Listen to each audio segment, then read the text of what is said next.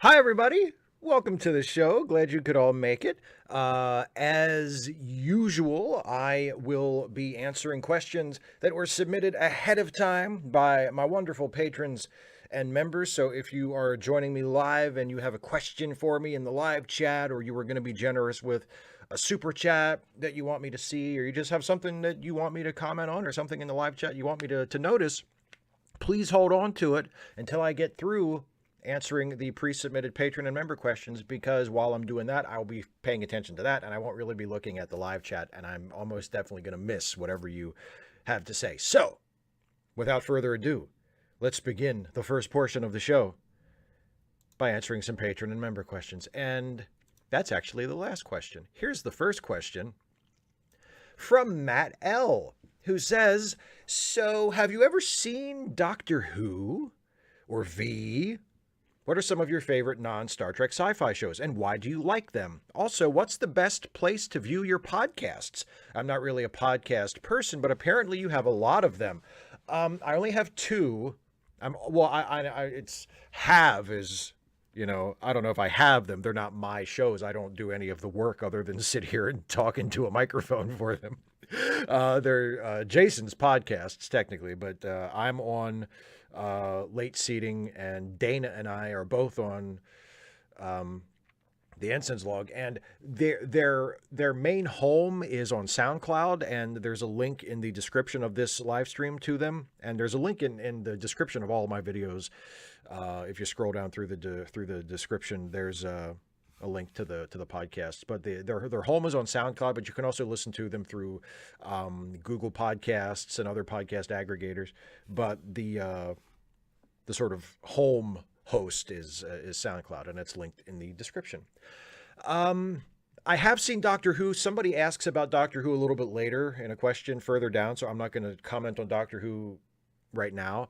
I remember seeing V when I was a kid. I saw at least a couple of the movies, of the TV movies, and then when it was a series briefly, I remember seeing some of that. I don't really remember anything about it. I was a little kid when I saw it. Like, I have not gone back and rewatched any of it as an adult, so I don't really know if I would like it or not. But yeah, there's a lot of non-Star Trek sci-fi shows that I've enjoyed. Just this past year, I finally watched The Expanse and thought it was fantastic. I thought it was really, really good. Babylon 5, I watched when it was originally on in the 90s, and then last year I went back and rewatched it from beginning to end for the first time in a very long time, and it holds up very well and is a really excellent show. Quantum Leap is one of my all-time favorite shows ever. I love Quantum Leap so much. Scott Bakula is just a really appealing presence to me on screen, is a terrifically likable actor.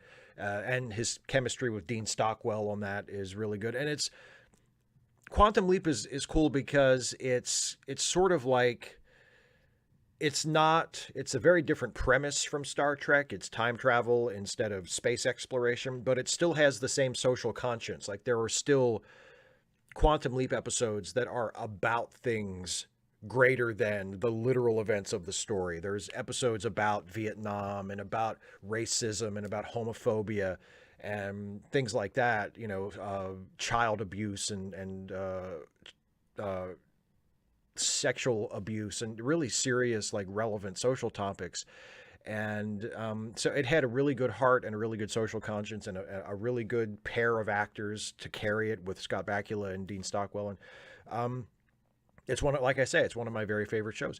And The X-Files, come on. I mean, The X-Files is one of the great TV shows ever. And roughly speaking, it's science fiction. It also kind of goes into horror a lot of the time, and there's a lot of overlap between those two genres anyway. But The X-Files is one of my favorite shows. The original Twilight Zone is one of my favorite shows. Like, there's a lot of sci-fi or sci-fi adjacent stuff that I have loved over the years, for sure. I am not as big of a general sci-fi fan as a lot of other people are. Like, I haven't read a lot of science fiction. I'm not, like, super into sci-fi, automatically, but I have watched and seen and enjoyed a lot of non-Star Trek sci-fi stuff, for sure. Oasis, in light of the death of Nichelle Nichols, may she rest in peace, what is your favorite Uhura moment? Do you have any favorite moments from any non-Trek work she did? I actually have answers to both of these questions. Yes. Now, I'm one of them I'm not going to share because I have a video going up probably week after next that talks about my favorite non-Star Trek work that Nichelle Nichols did. But next week, next Wednesday, I have a Nichelle Nichols tribute video going up, and I do talk about several Uhura moments, and one of them I think is probably my favorite Uhura moment. And I talk about it in detail in that video that goes up next week. So this is just a little preview of it for you, and off the top of my head, so it won't be as good. But I think my favorite Uhura moment is, and it's not so much an Uhura moment as it is a Nichelle Nichols moment. And it's at the end of that really wacky scene in Star Trek VI where the Enterprise is on its way to rescue Kirk and McCoy from the prison asteroid. And they get detected by a Klingon listening outpost. And so the Klingons are contacting the Enterprise, and the Enterprise is sending like a false transponder signal or whatever to make the Klingons think that they are a Klingon ship so they can sneak through Klingon space and rescue their people. And they get radioed by this Klingon listening post. And so they do the wacky bit where they have to answer the Klingons in Klingon without using the universal translator because they don't want to be detected. They don't want the Klingons to detect the use of the universal translator and get suspicious, right? Why are these Klingons using the universal translator to talk Klingon with us? So they have to speak Klingon naturally. And there's this really very broad comedic scene where a bunch of them are gathered around Uhura's communication panel on the bridge of the Enterprise, and they're like hurriedly flipping through dictionaries and looking up the right words to use and everything. And it's really, really goofy. And at the end of it, there's probably the goofiest point of all, where the Klingons improbably seem to accept this ridiculous ruse that the Enterprise crew is putting over on them. And the Klingon makes a joke at the expense of what I guess he takes to be drunken Klingons on this ship. And he makes a joke and then he laughs. So in order to make it seem natural, the Enterprise crew breaks into a really forced big belly laugh as well. And they're all sort of, Uhura opens the frequency again and everybody goes, ah, ha, ha, ha, ha, ha, ha, ha. And then they stop laughing. And the smile and the laughter leaves Uhura's face immediately. Like it just drops like a stone away from her. And she flicks the channel closed with obvious annoyance. And that's the moment that I love, because that moment is really funny when she goes from, sort of pulling the gag and pulling, executing the ruse and being, ah, ha, ha, ha, ha, ha. And then she just drops it immediately and stops it. And that sudden shift is funny. And also that sudden shift from laughter to annoyed and serious is what allows that bit at the end to segue smoothly into the rest of the movie. Because the rest of the movie is not like that. The rest of the movie is not a big wacky joke fest. It's not like a broad comedy. It's for the most part pretty serious. So to get back into the rest of the movie, there has to be a note of transition, and that note of transition is the scene doesn't end on a wacky note. It ends on a note of serious annoyance that allows it to smooth into the rest of it. And I've always loved that beat by Uhura, by Nichelle Nichols. I just think that's fantastic. So it's a little tiny moment, but it's one that I really appreciate. And I mean, there are tons of other Uhura moments that you could quote or talk about too, but that's the one that I sort of rediscovered when I was doing research for the video, and that's the one I talk about in the video coming up on Wednesday. That's my favorite Uhura / Nichelle Nichols moment. Kier, quick and simple. A lot of people are happy Trump is losing power, but that power is being given to people just as bad. These new people like wrong death sentence aren't so stupid as to publicly admit to anything illegal like Trump. They'd be harder to get out of politics. Being Trump light, they can be as disgustingly abhorrent as him without facing DOJ. Is America in more trouble without Trump? Well, I mean, the thing is, the Republican Party without Trump has been awful for longer than I've been alive. In a way, Trump did us a favor by making it harder to deny what is beneath that mask. The Republicans can try to go back into this sort of, go back behind this veneer of respectability that they were trying to stay behind, until the last 5-10 years or so. But we know what's behind it now. Like, there's no denying who they really are and what they really want. Trump sort of put that all out in the open. And if they try to wheel that back, I think it's our job as Democrats or as progressives or as whatever we call ourselves, whatever we are, if we don't want Trump and the Republicans to continue to gain power, we need to not let them get away with that. We need to say, oh, no, you can't do this. You can't do this Mitt Romney act where you're like, oh, no, come on, please. Let's be civil and let's be bipartisan and, let's be collegial with one another. Like, you can't do that. We know what the deal is now. We know who you really are. You showed us with Trump. We're not going to let you get away with that. So I think that's important. And if we don't do that, and if we allow the Republicans to pull this switch and get over again with certain people as a respectable party, then yeah, we are in a lot of trouble. We are in trouble without Trump, because one of the most important insights, I think, about Trump, or to be gained from Trump as a result of his popularity and his administration and all of his supporters, is that pretty much every Republican is like this and has always been like this. They aren't as boorish as Trump is. They aren't as incompetent as Trump is. They aren't as incapable of keeping their shit together in public for 5 minutes as Trump is.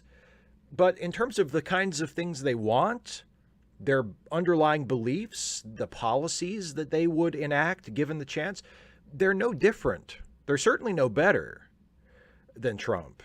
So we forget that at our own peril. And yeah, you're right. I mean, if they aren't as obvious about their bigotry and their corruption and their criminality as Trump, it can be harder to get them out. But the key is, don't let them in the first place. Remember Trump, and remember that Republican over there who says, oh, Trump's just the worst, he's terrible, but wants to do all of the things Trump wanted to do, he's just as bad. So don't vote for him either. Or make sure to vote for his opponent. Of course we could be in a lot of trouble even without Trump. The threat is well beyond Donald Trump.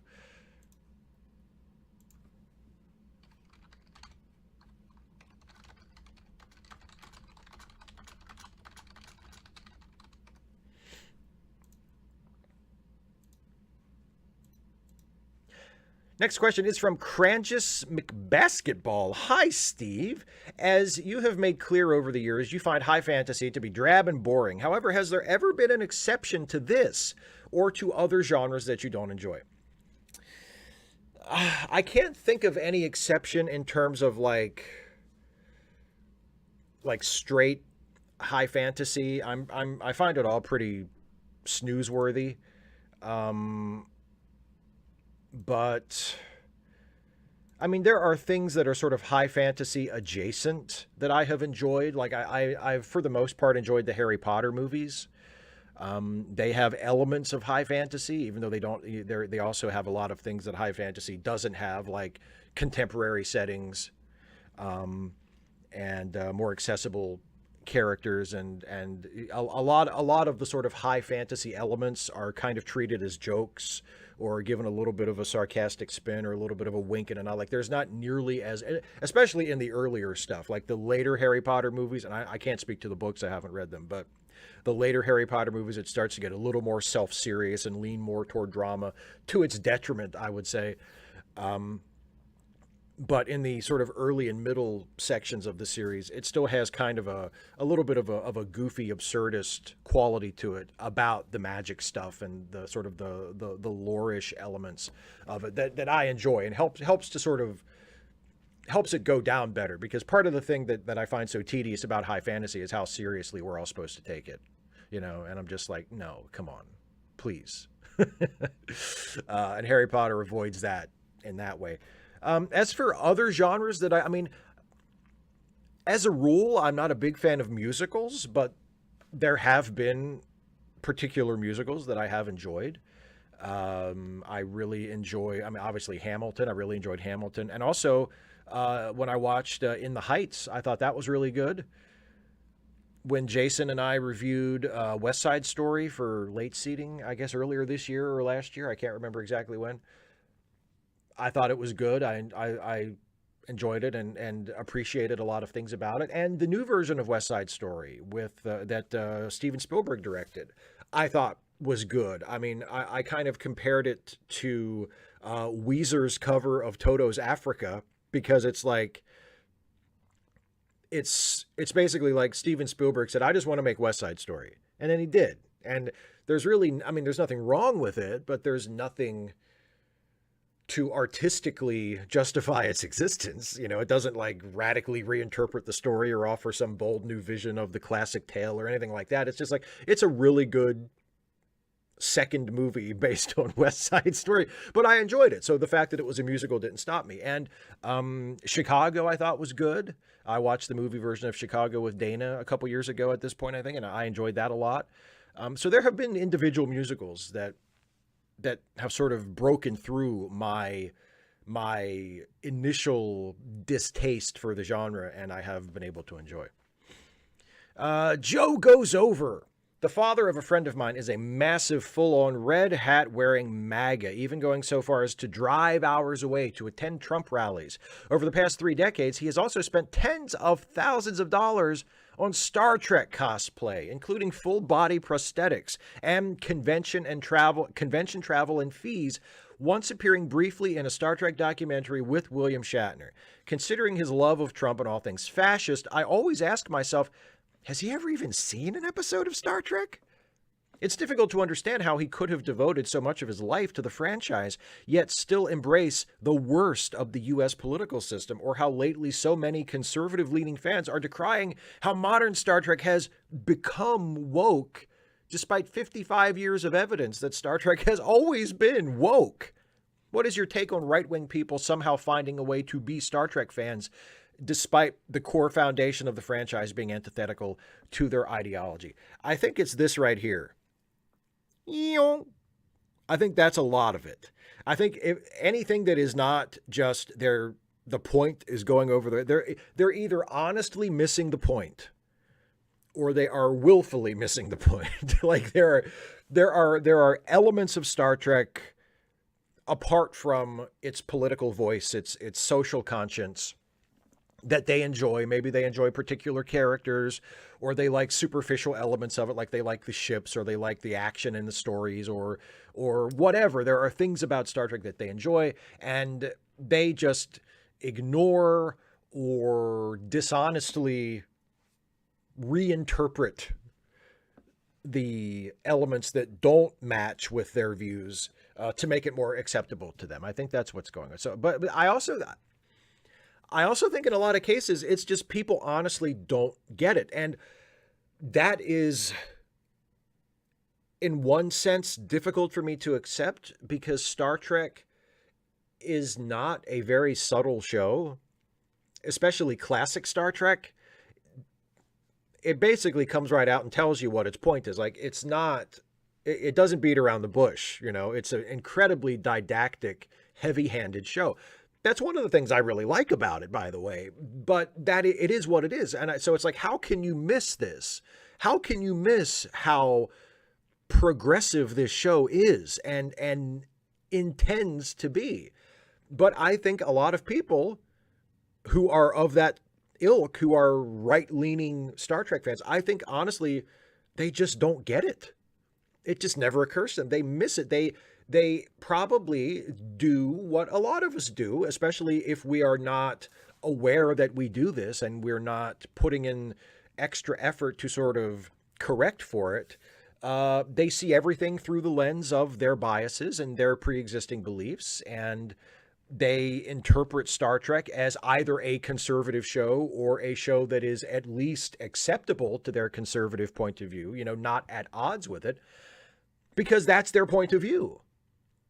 And they just sort of see it through that lens. I think that's a lot of it, but I also think some of it is dishonest. Some of it is people who I think get that the show is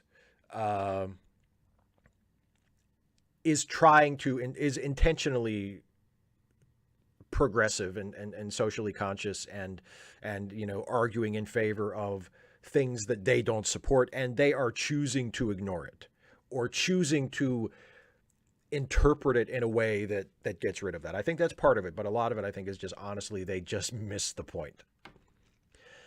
Agent Meister, Peldor Joy, Steve. Well, I did it. I recently rewatched all of Star Trek, from The Cage through to the new shows, plus the movies, a few novels, dozens of fanfics, and quite a few Trek Actually episodes for what it's worth. Yay me and all that. I started 2 years ago. It has been an incredible journey, but variety is the spice of life. And in order to not get too trekked out, I peppered my rewatch with Kiefer Sutherland's TV show 24. This has always been nearly as important to me as Star Trek, and no matter how many times I watch a season, the damn thing still has me on the edge of my seat. Granted, some seasons are better than others, and the real-time aspect of the show can stretch credulity at times. I've started reading novels based on 24, and they're nearly as good as the show itself. I'd love to hear your thoughts on 24, Steve. Love it? Like it? Hate it? Who knows, maybe a Michael Worley, Jack Bauer crossover on your channel someday? Just a thought. Also, any more Batman vids with Dana planned? Well, I have never watched a single second of 24, so I can't tell you my thoughts on it because I have no thoughts on it. I've never watched it. But will there be any more Batman vids with Dana? Well, to answer your question precisely, we don't have any more planned right now. But I certainly would not shut the door on that. I mean, a lot of it comes down to our schedules. Sometimes when Dana and I both have free time and we are able to hang out with each other, like over the phone or a Zoom call or something, we don't always feel like making a video. We just want to hang out. So a lot of it depends on that, and a lot of it depends on what else we have going on. But I would not say that we won't do any more. I mean, if one of us comes up with what we think is a good idea for a Batman-related video that we could do together, like the ones we've done before, I'm sure we would find time to do that. Yeah, but no more planned at the moment. We do have videos together planned. We're doing a series called First Timers and Favorites that is going to live on both my channel and her channel with alternating episodes where we watch movies that the other recommends to us, and we record ourselves watching the movie and put a few clips of that in the middle of the video, and then most of it is just us discussing it afterwards. So we're going to keep doing that. We did the first one was City Lights, which is on Dana's channel, and we've recorded one for this channel where we watch the Get Smart movie from about 10 years ago, and that'll be up whenever I have a chance to edit it in between the other stuff that I'm doing. And then we're going to keep going with that. But as far as Batman videos, no more that are planned right now, but I'm sure there will be at some point. Yeah, because we're both huge Batman fans. General Contact Unit Problem Child. So I'm kind of a loner in real life, and that results in me being an attention hog in online communities. Have you noticed that? I chat for validation. Recently, that manifested in me really embarrassing myself, and I don't know what to do about it. So the Opening Arguments podcast did a Q&A, and my question didn't get enough upvotes, but I felt it should get answered anyway because it was upvoted in another thread for a Q&A they canceled. I got drunk during the live stream. I tried to beg them to answer the question in the chat, and they mostly ignored me. Andrew and Thomas haven't banned me or anything, but now I'm anxious they think I'm like a crazy person in their community. Don't know if this is a question, but I wanted to get it off my chest. P.S. Promise I won't make you show pup pics every Q&A, but your dream story reminded me of the dearly departed dog I had before Rusty, Jet. And I was provided with a picture of Jet, and there's Jet. What a good looking puppy. Oh my. I bet Jet was the best dog in the world. That's really cool. As for your question or whatever it is, I mean, I feel bad for you that happened. I guess, I mean, part of it, maybe for future reference, and I'm sure you know this already. It sounds like from your question, you are aware, that you have this tendency and that it's not always a good thing. But just remember that you're not you're not entitled to have your question answered on a show like that or even a show like this. Like that's not something that you are entitled to, unless in this case, unless you submitted it, as a supporter through a prearranged system where I've promised to answer people's questions if they send them in. But in terms of like just throwing a question into the chat or something, like if the system that they had in place was we're only going to answer questions that get upvoted a certain amount and yours didn't get upvoted, well, then that's it. They don't answer your question. Like them's the breaks, and it's nothing personal. Doesn't mean they don't like you. It just means your question didn't make it this time, and that's okay. It's fine. You'll hopefully get a question answered some other time. But I'm sorry that happened and that you felt bad about it afterwards. And hopefully there are no hard feelings on the part of Andrew and Thomas. I mean, I don't know them super well. I certainly haven't talked to them about it, but hopefully everything's cool and it won't be a problem for you from here on out. Scott P says, "Hey, Steve, it's time for a dumb and unrealistic hypothetical. You've just been given the reins to run a new show of your liking. It can be something completely original or an existing IP, but the catch is that you only have enough budget to invest in two of these three things: writers, actors, or production staff. What things are important to invest in to see your creative vision come to fruition? What are you most willing to sacrifice? In this hypothetical, whichever group you chose not to invest in will be filled by whoever you can convince to do said job for free." So you pick like the three most important parts. Because here's the thing. If you skimp in any of those categories, the production is going to suffer. So the trick is, what will cause the show to suffer the least? Now, I could cheat and say I will invest my budget in actors and production staff, and I will just do the writing myself without taking any extra pay for it. As morally opposed as I am to that, that would probably be the best option. If it's my show and I'm developing it, I'm a writer. If I don't have the budget to hire writers, I'll just write the goddamn thing myself and spend the money on actors and production staff. But if that's not an option, if I'm for some reason prevented from doing the writing myself, I think I would invest in writers and I would invest in production staff, and I would do my best to find actors who are amateurs and are willing to work, under the conditions that they would have to work under for the show. And I would do my best with my writers and my production staff to write to and work around and tailor the show to the limitations of the actors we were able to get. That is far from an ideal situation, but I think given the options, I would rather have the best possible writers and the best possible crew and not the best possible actors than any other combination of that, even though the actors are the ones that people see. Because I feel like if you cast people who are capable of at least being comfortable on camera and having some degree of presence, whether they are professional experienced actors or not, you can get something out of them. You know what I mean? Like you can coax at least an acceptable performance out of them. So you at least wind up with a show. If you don't have good writers and you don't have a production staff, you don't have a crew to actually make the show, then you don't have a show. So with less than ideal actors, you can at least hopefully get out a show. So that's where I would go with that. But I mean, you don't want to, you need all three.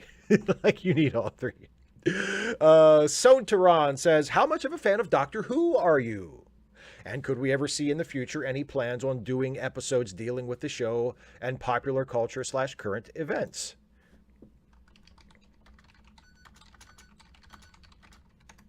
I am not a huge Doctor Who fan. I have watched some Doctor Who over the years. I watched the first season of the revival, I guess it would be what, the Eighth Doctor, the Christopher Eccleston season. I watched that, and I am still a few episodes, maybe. I think by this point, I think I'm most of the way through the first David Tennant season. I kind of get on a kick and I'm like, I'm going to watch some Doctor Who, and I watch like 3 or 4 episodes and then I fall out of it and start watching other stuff and kind of forget about it. What little of it I have seen, I have enjoyed. Like, it seems like it is, or was at least at that point, was a good show. I've enjoyed it, but I can't say that I'm like a super fan of it. I mean, I haven't been like, oh, I have to devour all of the show, I must watch everything. I like the premise. I like the looseness of it. I like the sort of, it has kind of the sensibility of, well, we could do one of these about anything. And I really like shows like that, where the premise is stretchy enough that pretty much anything the writers can think of, they could do it on the show. Like, well, we can do a Doctor Who about anything because we have that elasticity in the premise, that we can justify having these characters go anywhere and do anything. And that's really cool. But at the same time, it's also a specific show with specific characters and a specific premise. So, that's really appealing to me. But again, I haven't watched a whole lot of it.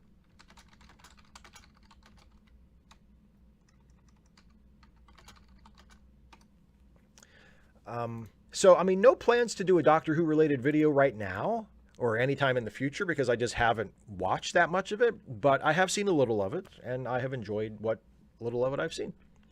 Sent Merck, I've been listening to some of Jesse Gender's best Star Trek episodes, and that got me thinking about the worst Star Trek episodes, which led me to realize people enjoy discussing and referencing the worst episodes just as much or more than the best episodes. I think this is true for all fandoms. As a fellow pro wrestling fan, you've likely talked about the Shockmaster or Beaver cleavage with a certain morbid delight. I posit that terrible parts of things we love are nearly as essential to long-running fandoms as the best parts. They form a core piece of our shared language and experiences that helps make us a community. Franchises benefit greatly from outrageously bad entries, and they help make us fans. It's said you like a person for their virtues, but love them for their flaws. What do you think of this notion, and can you think of examples where garbage makes you love a property more? Well, yeah, I mean, Star Trek is an excellent example. Star Wars to an extent, but it depends. I would say the Star Wars Holiday Special makes me love Star Wars more. I would not say the prequels make me love Star Wars more. So it depends on how a thing is bad. If a thing is bad in an interesting way, or in a way that kind of makes it lovable, where you recognize that it's bad, but you don't want to reject it. You want to sort of put your arms around it and squeeze it and say, it's going to be okay, man. I love you. Don't worry about what these other people say. I love you. I know you're not perfect, but I love you anyway. If it has that quality to it, then I think it can definitely, help it can increase your fondness for it.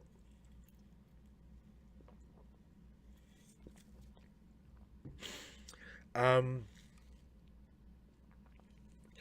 guess maybe something like Mallrats for Kevin Smith movies would be an example. Mallrats is not a good movie. It has its moments where it's very funny and it works at the level it's intending to work, but for the most part, it doesn't really work. And yet there's something about Mallrats that makes me think, well, he really tried though.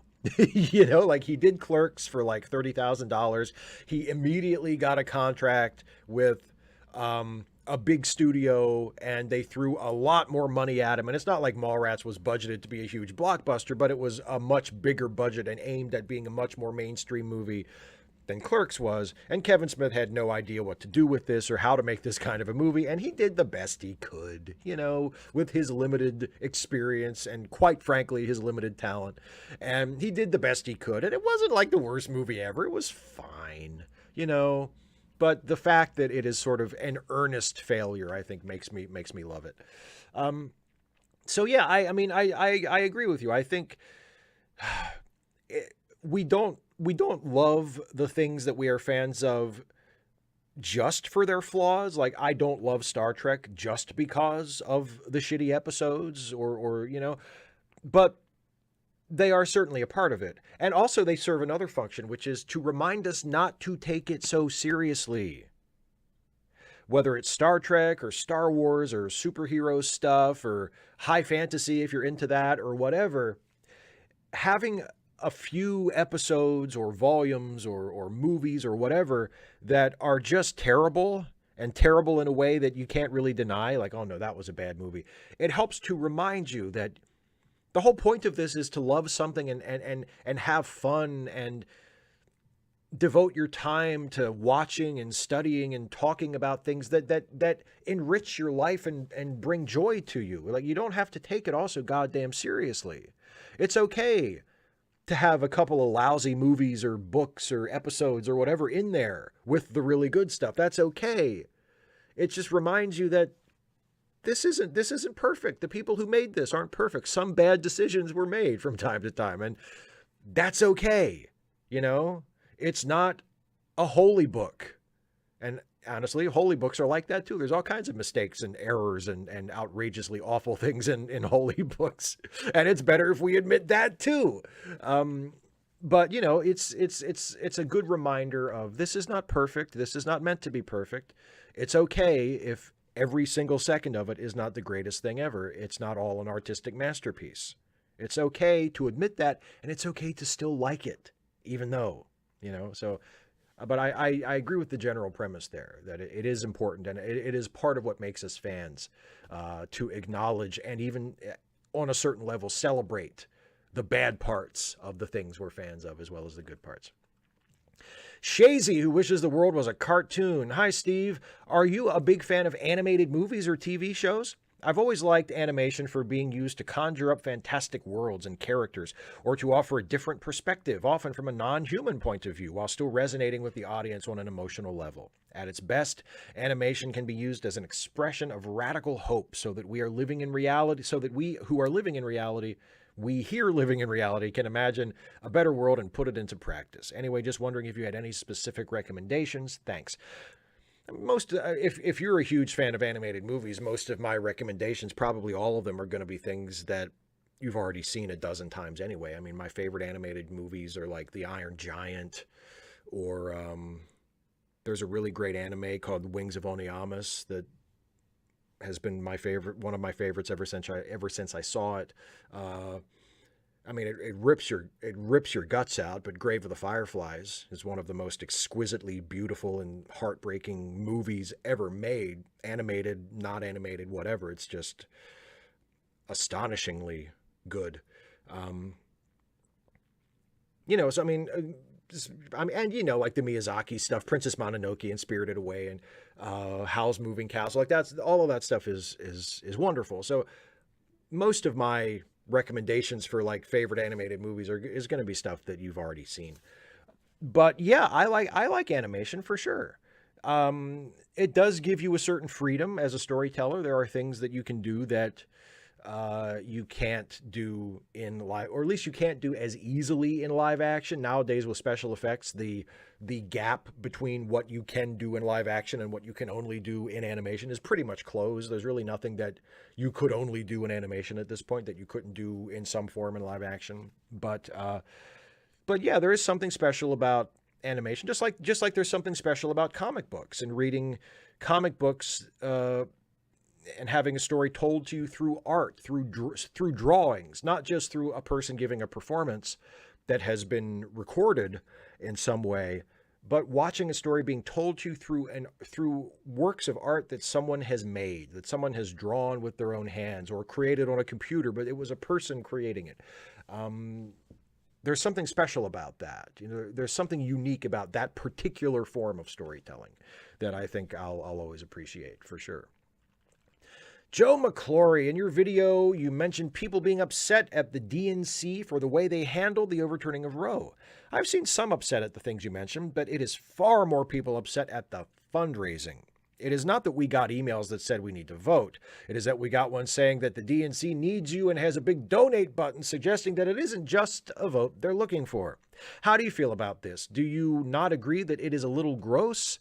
After the leak, I was hoping for the grandstanding to at least put on a show of making a big public vote to codify Roe before the ruling, once it became clear the ruling would be made, of at very least for a big show of trying to shame the members of the court to not make the ruling, threatening that if the court was to make a ruling like the option in the leak, the opinion in the league, I think that's supposed to read, then there would be no choice but to pack the court or recall those that lied during their hearings. But no, they waited and sent a fundraising email again. Well, yeah, I think it's the combination of that. I think it's the combination of the perception that the Democrats were unprepared for the repeal of Roe, even though they literally had a heads up. Like, it wasn't just, well, it's probably going to happen eventually. It's no, the actual opinion was leaked. We knew this was coming, and it still seemed like the Democrats had no specific plan in place as to what to do. That, in combination with the donate button, I think that it was both of those, because I think a lot of voters, a lot of Democrats, a lot of the people who were upset by that, if they had had more reason to be confident in what the Democrats would do next, if the Democrats did have a plan, if they said, okay, this happened, it's the worst case scenario, the Supreme Court has struck down Roe, here's what we're going to do.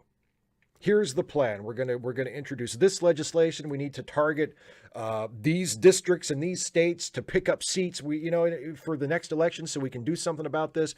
We're going to start investigating the possibility of impeaching these Supreme Court justices who were misleading during their confirmation hearings, or have had troubling ties to the January 6th thing, or whatever. Like, here's the plan. Here's the things that even if we don't accomplish all of these things, here's what we're going to try to do starting now.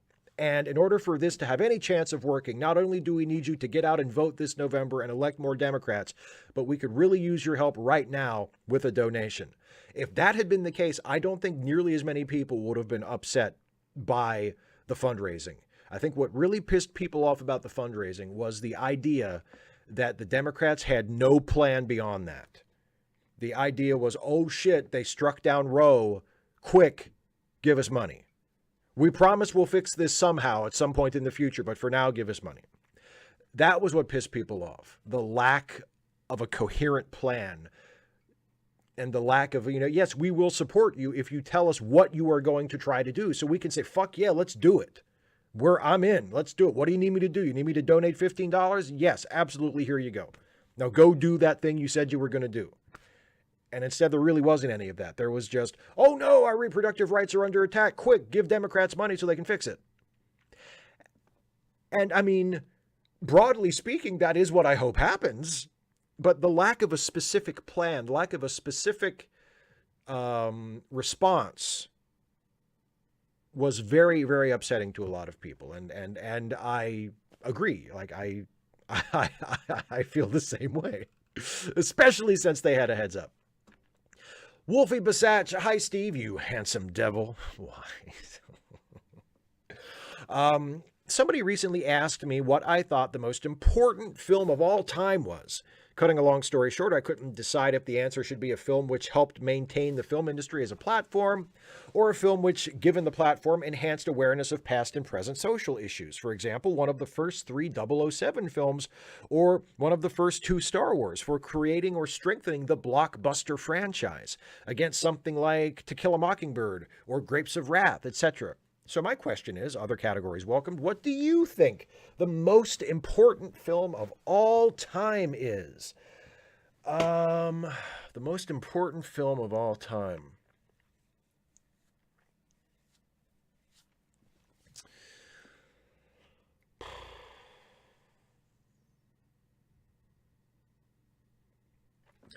I need to look something up really quickly.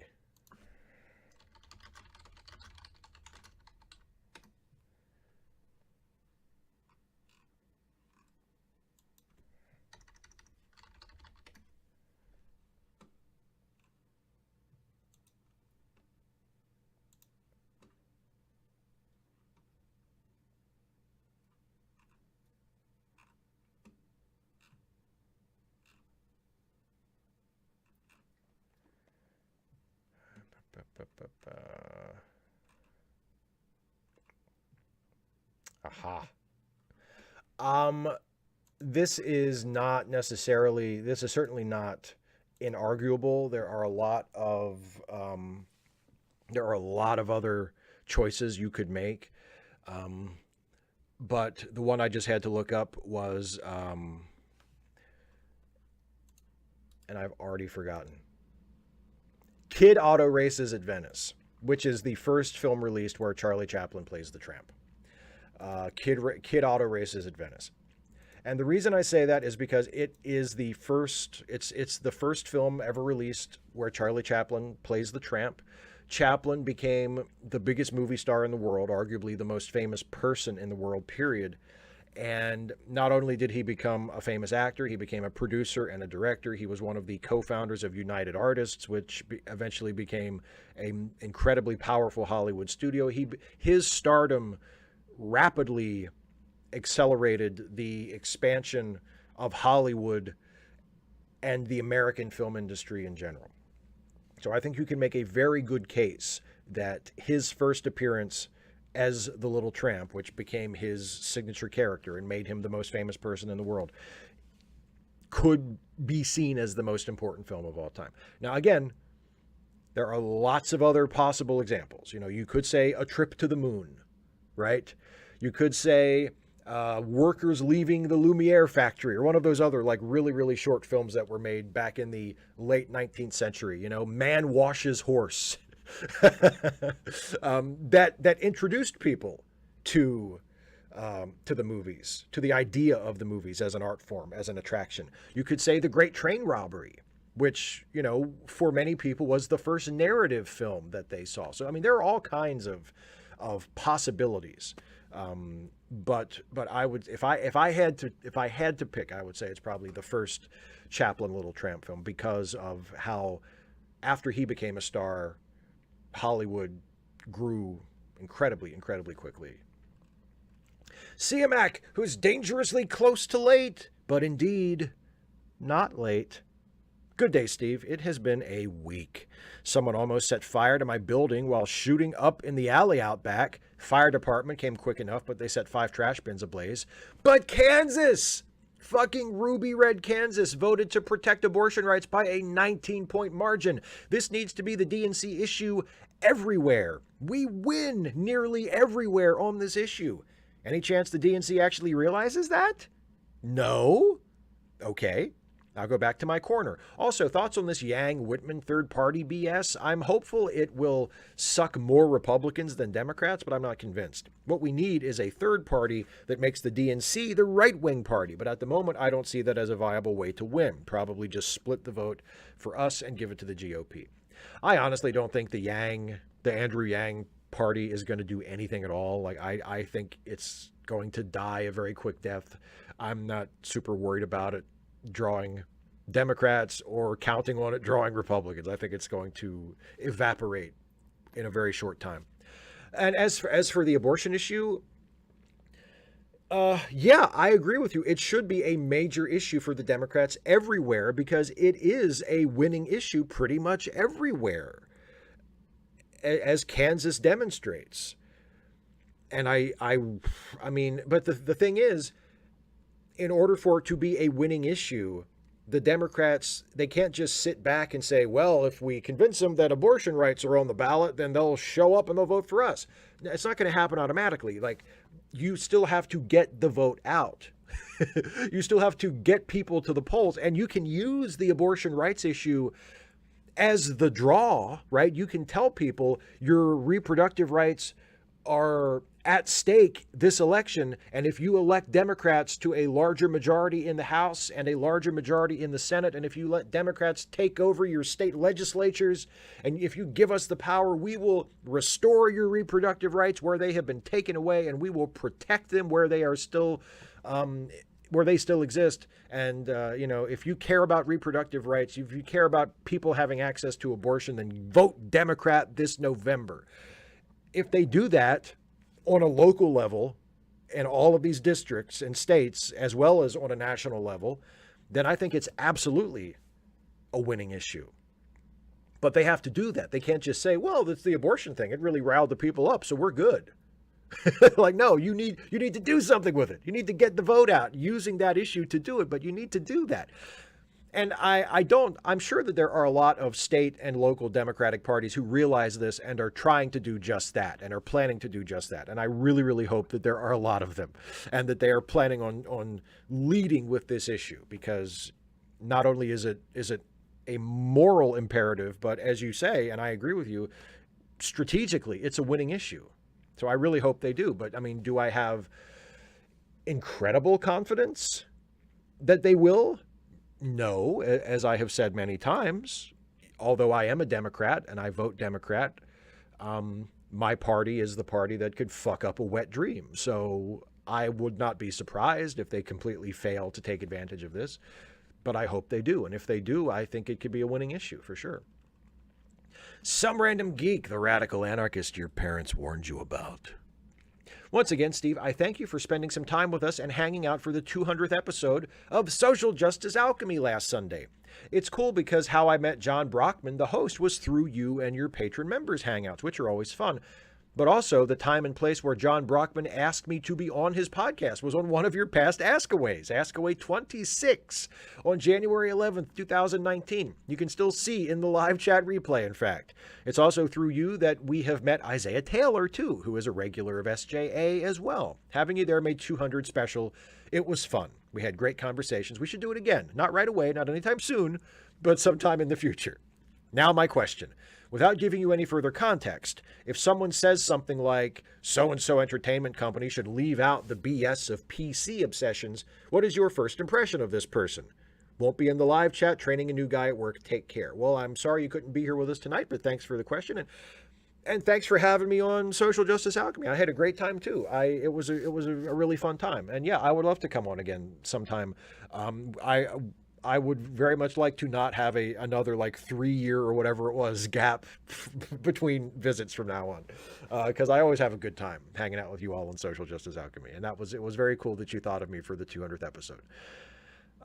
My opinion of someone who says something like that is that they are knowing only that. My assumption is that they are not someone worth listening to or thinking about after that.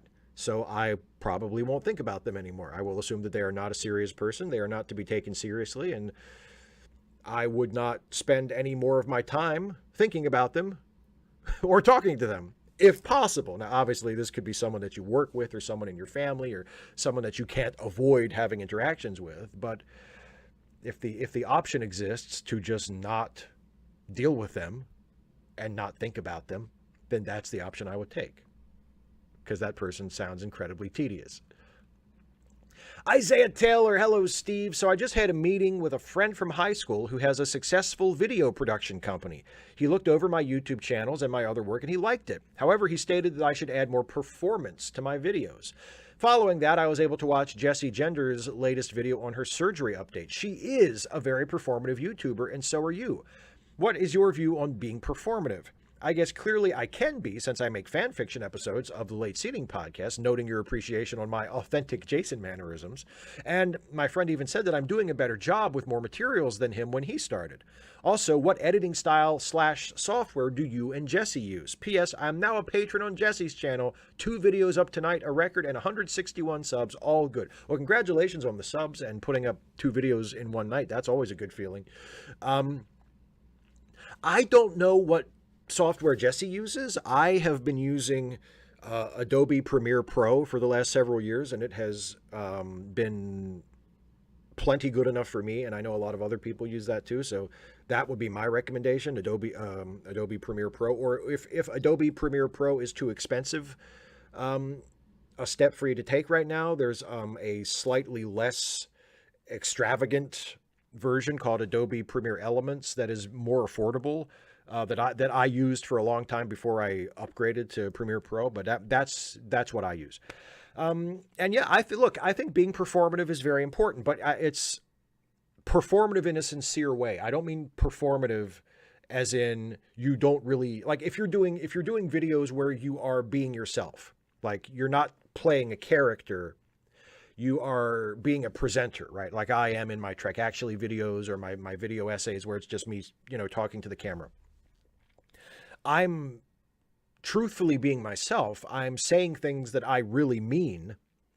But I am performing in the sense that I know that I'm doing it for the camera, and I might exaggerate a certain emotion a little bit for the performance. I'm always keeping in mind that people are going to watch this, and I want people to be entertained by it. I want them to laugh when I do something that I think is funny. I want them to be engaged with me. I want them to see me on the screen and go, I want to keep watching this guy. So I put in a little more energy than I probably would if I was just having a conversation in private with a friend or something. It's my personality, but it's turned up a little. And I do think that's important. It's a form of acting. You're not pretending to be someone you're not. You're not saying things that you wouldn't ordinarily say or expressing opinions or beliefs that you don't actually hold, but you are projecting in a sense. And I do think that's important to making entertaining videos if that is your goal. So yeah, and I'm sure you have that in you. Like and the more you're on camera, the more videos you make and the more comfortable you get being on camera and the more of a sense that you get of yourself in front of the camera and how you are and how you can be and how you want to be in given situations, the better you will get at it, for sure. I mean, I'm way better at it now than I was when I started. When I first started making YouTube videos, I remember there was a video, I can't remember what it was supposed to be about, but I had this idea to do a video and it was going to be me just sort of reacting to and ranting off of a story that had just come out in the newspaper. And I can't remember what it was about. I don't even remember if it was like a local story or a national story, but I was like, I'm going to make a video. I'm just going to start out with this news article and I'm going to just kind of read a little bit of it and just work off of it, right? No script, whatever. And I couldn't do it. Like I tried a few times and I just couldn't get going. And I was really frustrated and really angry at myself because I should be able to do this. I should be able to just look at this and come up with something. And I couldn't do it. Now, that may still happen today. Like there are times when I'm doing an off-the-cuff video and I know generally what I want to say, but I can't quite find the words. I have to go back and do it a few times before I kind of find it and get into it. And then I get on a roll and I'm fine. But so, I mean, even if you get to be really, really experienced with it and really comfortable on camera, there will still probably be times where you're like, I just don't have this. I don't have this. And that's completely natural too. But that will happen less and less often the more you do it. Like the more you do it, the better you will get at every aspect of what you're doing. So that is inevitable. John Burns, hey Steve, hydrate. I found your MacGyver episode about predicting the future very interesting. Latvia, Estonia, and Lithuania, with the help of the Library of Congress, used the secret agreements in the Nazi-Soviet non-aggression pact to make it all and void. After the singing revolution, which started in those three countries, independence was claimed by Estonia in November of 1988. Here's where my love of the Calgary Flames comes into play. May 1989, Flames win the Stanley Cup. Some claim that the Berlin Wall coming down that November was a coincidence, but I'm not convinced. Now, this was around that episode being shown. Hollywood seeing the Soviets collapse go after Nazis. Those you used for the politicians. Didn't Roberts voting in support of Roe v. Wade? He's the Republican ogre, and Jordan Peterson, a Canadian, is the best example you could find of a horrible U.S. teacher and one cop. Not many milling around. B5 armbands, anyone? Sorry, you're blinded by DS9 love. Well, I want to, as far as the pictures of my examples of like real life examples of the Nazi plan from MacGyver, I wanted recognizable people. And yeah, technically Jordan Peterson is Canadian, not American, but he's a representative of a teacher who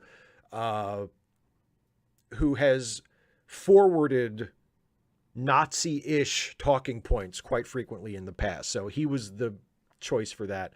John Roberts was was not one of the justices I chose to illustrate. I chose the justices appointed by Trump, but, you know, I could have thrown Roberts in there too, and Alito, and I didn't. I just, for the sake of brevity and clarity, I just chose the Trump appointed justices.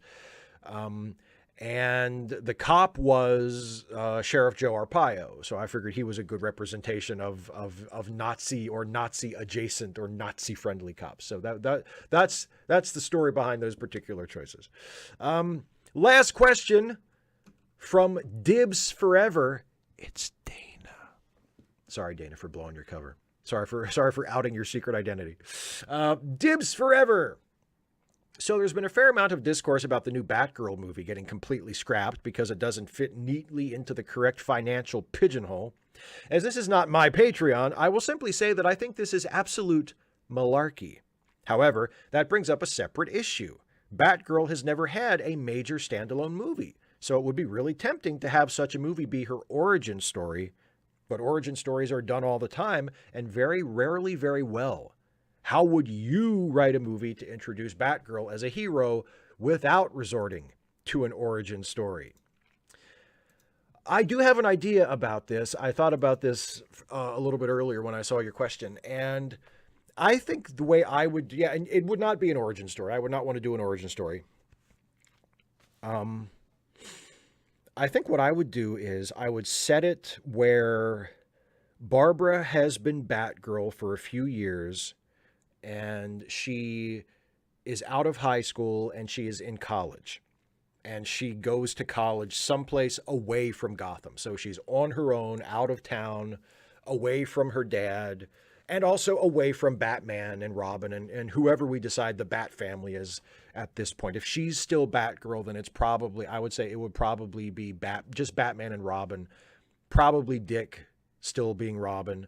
And they would not be in the movie. They would exist and we would mention them, but they would not be characters in the movie. They're back in Gotham doing the Batman and Robin thing. Barbara has been a part of their team, or at least, you know, operating in the same spaces as them as kind of an ally. But, you know, but she is not in Gotham. She is somewhere else and going to college. And so she gets involved in some kind of criminal thing or some kind of superhero adventure while she's in college. So she's on her own. She's the only hero. She's not, you know, one of the Bat team solving a problem with the others. Like, she's by herself and she has to handle whatever this is. And it might be interesting to actually make the point of view character be like her college roommate, you know, who at first has no idea that she's Batgirl, maybe isn't even really sure who Batgirl is, or maybe has kind of faintly heard the name or is roughly familiar with the fact that there are vigilantes in Gotham, but doesn't know a lot about it because she's not from Gotham. She's from somewhere else. And then she discovers through the course of the film, you know, maybe like the end of the first act, like the big plot point to throw us into Act 2 is when the roommate discovers that Barbara is Batgirl, because Barbara has had to become Batgirl to respond to some emergency or some crime that has taken place or something. And that kind of throws us into the rest of the movie. And the roommate can then be the point of view character to introduce anybody who is coming to Batgirl for the first time, who has never read the comics or seen any of the other versions of her in the cartoons or whatever, who, you know, needs the introduction. The introduction can come through the roommate who is also being introduced. So that's very, very generally my idea. Don't do an origin story. Barbara has been Batgirl for a few years. She's, you know, got some experience under her belt. She's pretty good at it. But now she's been thrown into a new situation where she's on her own. She's away from Gotham. She doesn't have Batman and Robin to back her up. And she has to be Batgirl to respond to some criminal scheme or whatever on her own. But she also has a college roommate who is kind of involved. And we see things through the roommate's eyes. So that's very, very generally very rough. I mean, obviously, there's a lot of that would need to be sketched in. But that's where I would start with writing the movie. That would be my initial idea. So there we go. That's it for the patron and member questions. So now I will turn my attention to the live chat and see what everybody has to say. And I'll spend the rest of the show, a little bit less than an hour probably, hanging out with everybody in the chat. Hey, there we are. So let's see here. Oh, hey, Geek did make it. Hi, Geek. Yeah,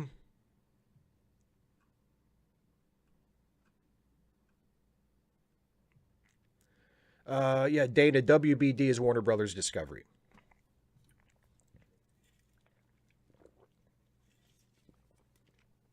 The newly merged two-headed parent company of Warner Brothers and therefore of DC Comics. Kane 20C, fish and chips, malt vinegar or tartar sauce? Malt vinegar all the way, buddy. Malt vinegar all the way. 255 AD says, I'm glad you kind of laughed a little bit when you read my story because it made me realize I'm probably taking this too seriously. Well, I mean, like I said, I sympathize with you and I understand where you're coming from, but you know, hopefully you don't take it that seriously and hopefully it doesn't become like a big deal. Super chat from John Burns. Thank you, my friend, who says Brittany Griner was rushing and forgot to remove the hashish from her suitcase. 9 years. Is Russia good or evil? What do you think about this case? Hi, Radical Bacon. I mean, I sympathize with Brittany. Like, even if she was being reckless or being careless by bringing marijuana into the country, she's in a foreign country that is, you know, run by a very scary government, and she's been sentenced to 9 years in prison for having some weed. Like, I sympathize. I'm on her side. Like, I think it's a terrible situation, you know, regardless of what her role and her responsibility or lack thereof plays in her being in that situation. Like, I'm not really interested in that. I'm interested in the fact that she's going to be in jail in Russia for 9 years, potentially, you know, over what I consider an incredibly minor non-offense. So, I mean, I'm completely on her side.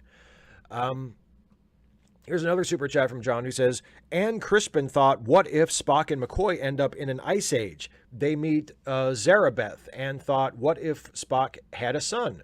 Could you think of 10 episodes that could use a future like Miri? What? Like, from the bottom of my heart, thank you for the super chat. But what? I don't know what any of that means.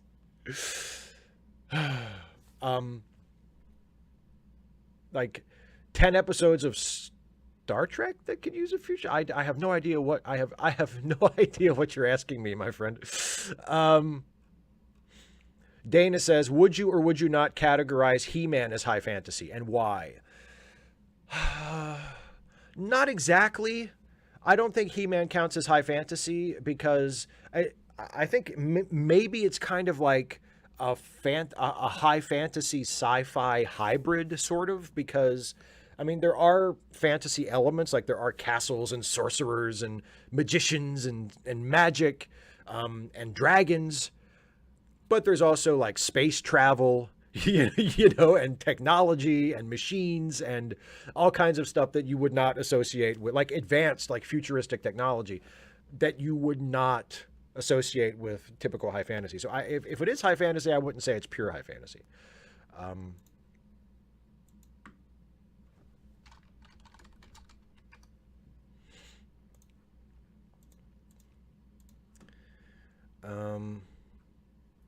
And Radical, no, I wouldn't call Hilda high fantasy. No. Daryl Lett says, I've looked at Hagerstown on Google Maps and found 6 locations of Sheets, some of them captioned as busy as it gets, but I couldn't find a Target or an Ollie's. Does Hagerstown have a Target or an Ollie's? Yes, we have a Target and an Ollie's. We have both. I'm not sure why they don't show up on the Google map. Yes, actually there's a Target, like Target and Ollie's both. They're I mean, it doesn't mean anything to you, but they're like right over there. They're like a mile or two that way. They're very close to where I am, actually. So, I mean, technically outside the city limits of Hagerstown, but I mean, the Hagerstown area, like Hagerstown is right over there. So, yeah, we have a Target and we have an Ollie's. And yes, I'm surprised you only found 6 Sheets locations. I think there's probably a lot more than that. But again, maybe you were just looking in the proper city limits of Hagerstown. Kane 20C, exactly. I don't think He-Man counts as high fantasy because I like it. It's like the old Supreme Court definition of pornography. I can't tell you exactly what it is, but I'll know it when I see it.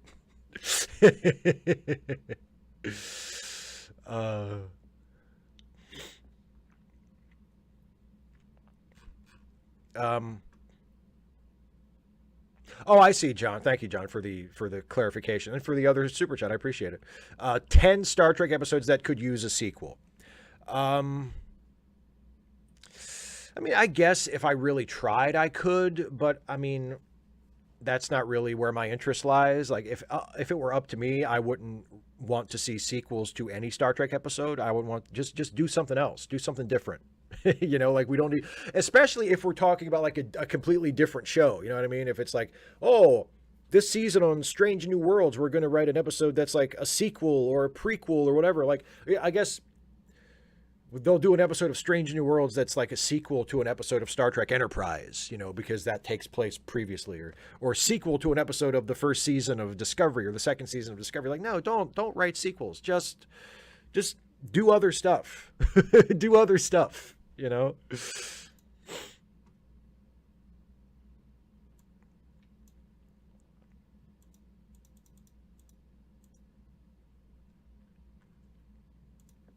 Anybody else get the feeling that Dana's tired? Dana, you can go to bed. You don't have to stay any longer if you don't want to. I know you're tired. We've talked throughout the day. I know you had a long day and you're tired. If you want to, you just no hard feelings. Just go to bed. It's okay. There you go. All done here. Well, I hope I Radical Bacon. Ooh, now I can figure out where Steve lives. Oh, because I was a fool. I said, Target's right over there. And now Radical Bacon can triangulate.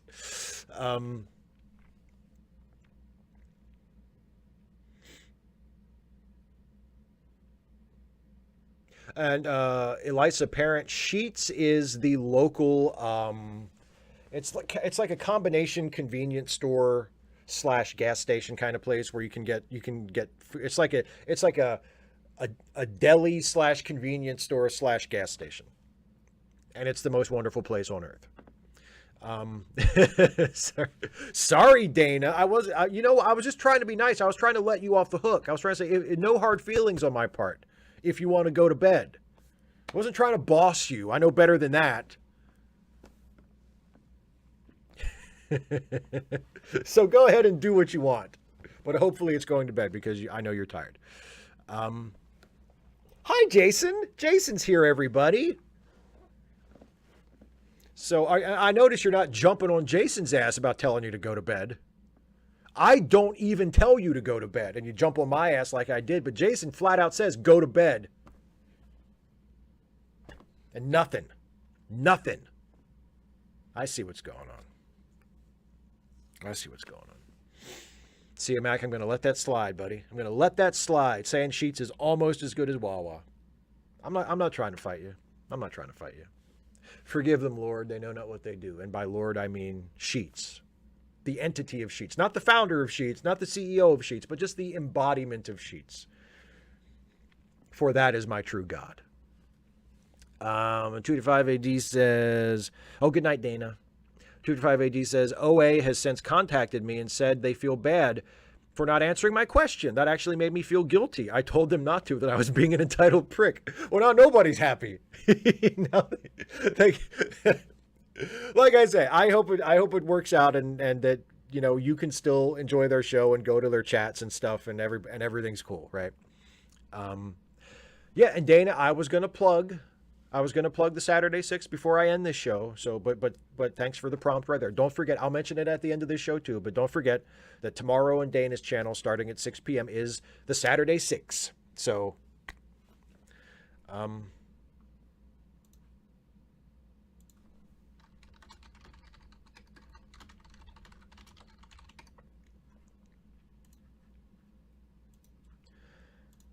and Kane 20C, any strong opinions about AMPM? What does that stand for? You have to tell me what that stands for, and then I can tell you if I have strong opinions on it or not.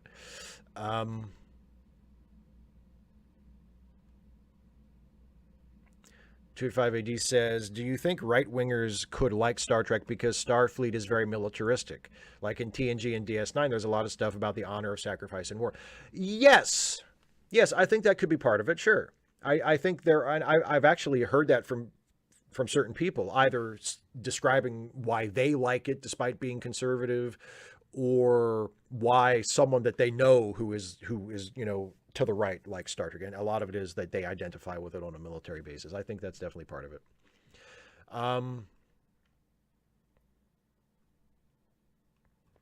John Burns says, since Ann Crispin wrote a book on What If Spock Had a Son, just 10 episodes that need a sequel, but not make the sequels themselves. Fascinating list. Yes, yeah, that was, I wasn't familiar with that book, so that was also confusing from your original question. Oh, AM PM is a convenience store. I have never even heard of that. So thank you for that clarification. I have never been to one. I've never heard of one. I guess we don't have those around here. And John, I mean, I guess I I don't think any episodes need a sequel. So, I mean, like I say, it would be a difficult video or a difficult list for me to make because I don't think any of them need a sequel. So,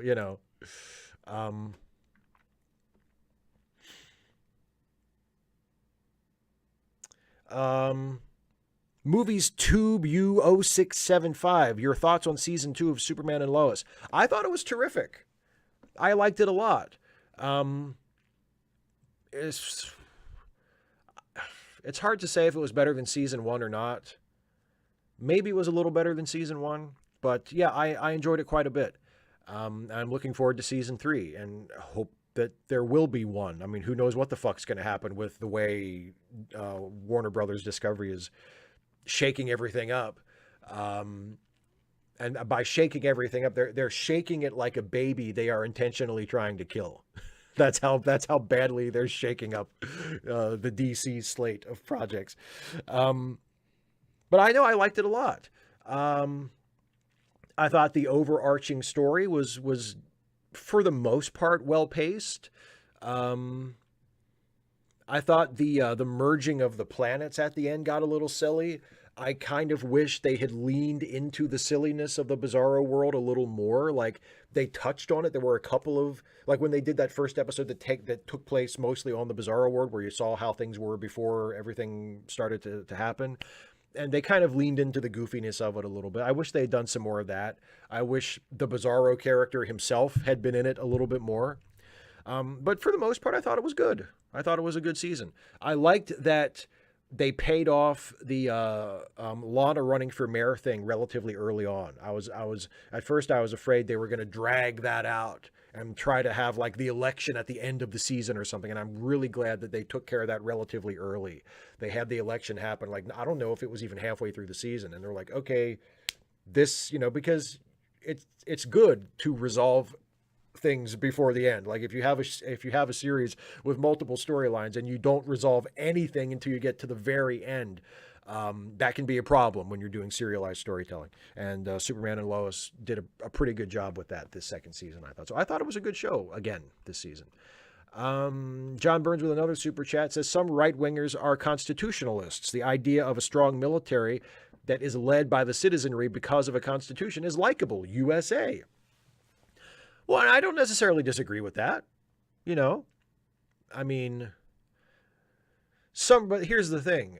I mean, constitutionalist is a label, not necessarily a description, right? Like a lot of right-wingers call themselves constitutionalists, but their reading of the Constitution is just as skewed and biased by their own prejudices and desires and goals as anybody else's. So they're not really like, it's just like when fundamentalists say we read the Bible and we take the Bible for what it actually says. They're interpreting it the same way anybody else does. They're just pretending that they don't, right? So with right-wing constitutionalists, they're doing the same thing. They're reading the Constitution and they're applying a particular interpretation to it. They're just trying to convince everybody that that's not what they're doing. That's just what it says, right? So, Kane 20C, favorite fast food burger. Ooh. I would probably say Wendy's, specifically the Big Bacon Classic, although it's not as good as it used to be because they changed the bun. But the Big Bacon Classic, especially like 15, 20 years ago, where it was like the nice Kaiser roll, and then you get the burger and the cheese, and then the toppings were cold. Like the tomato and lettuce and onion was always cold. So you got like the cold fixins and the hot burger and cheese, and you put it together, and it's like, oh, it's so fucking good. Wendy's. Although I love Burger King too. I love me a Whopper. You know what I mean? I love a good Whopper. And Burger King also has one called the Bacon King that is a popular cheat day dish for me. I will not infrequently order a Big King or a Bacon King from Burger King for Saturday when I have my meat eating cheat day.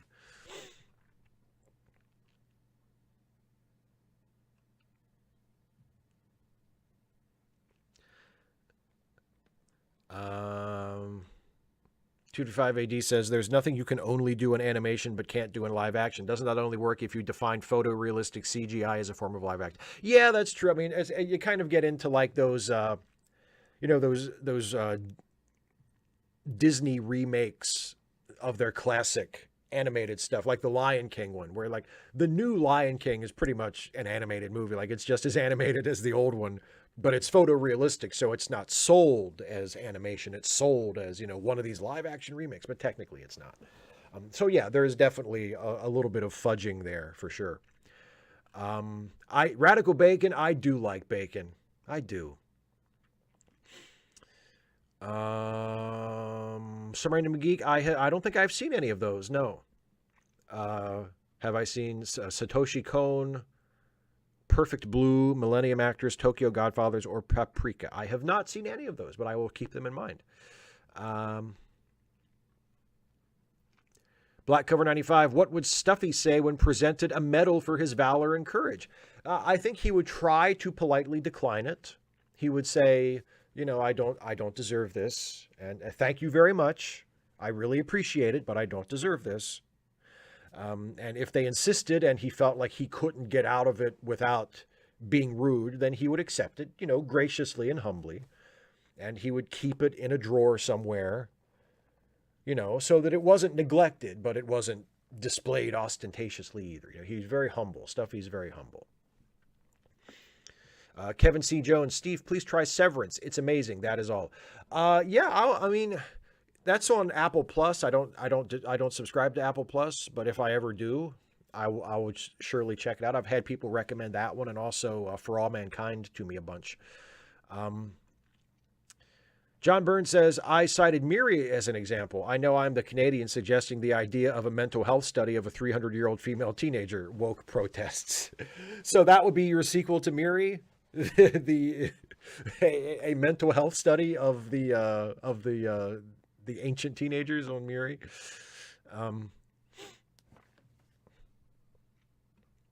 Radical Bacon says, so I picked up the lactose-free milk instead of the regular kind, and I like it better. What do I do with this new knowledge? I guess keep buying the lactose-free milk. If you like it so much better, that's what you do with it. You found a thing that you like better, so just keep getting it, I guess. Like, why wouldn't you if you enjoy it?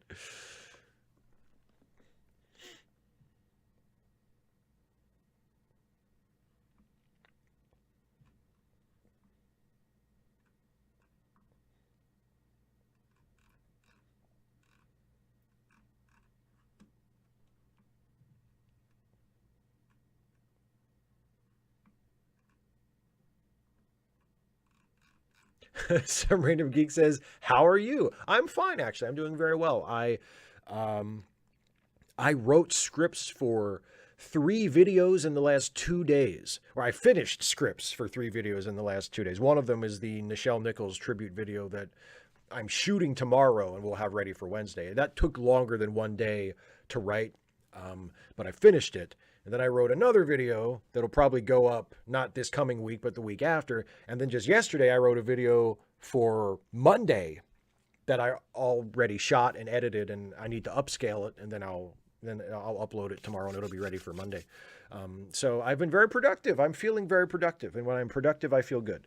So yeah, I'm doing good. And other than YouTube related work stuff, like I'm doing very well. I feel good. I'm healthy. I'm happy. I'm doing well. Thank you.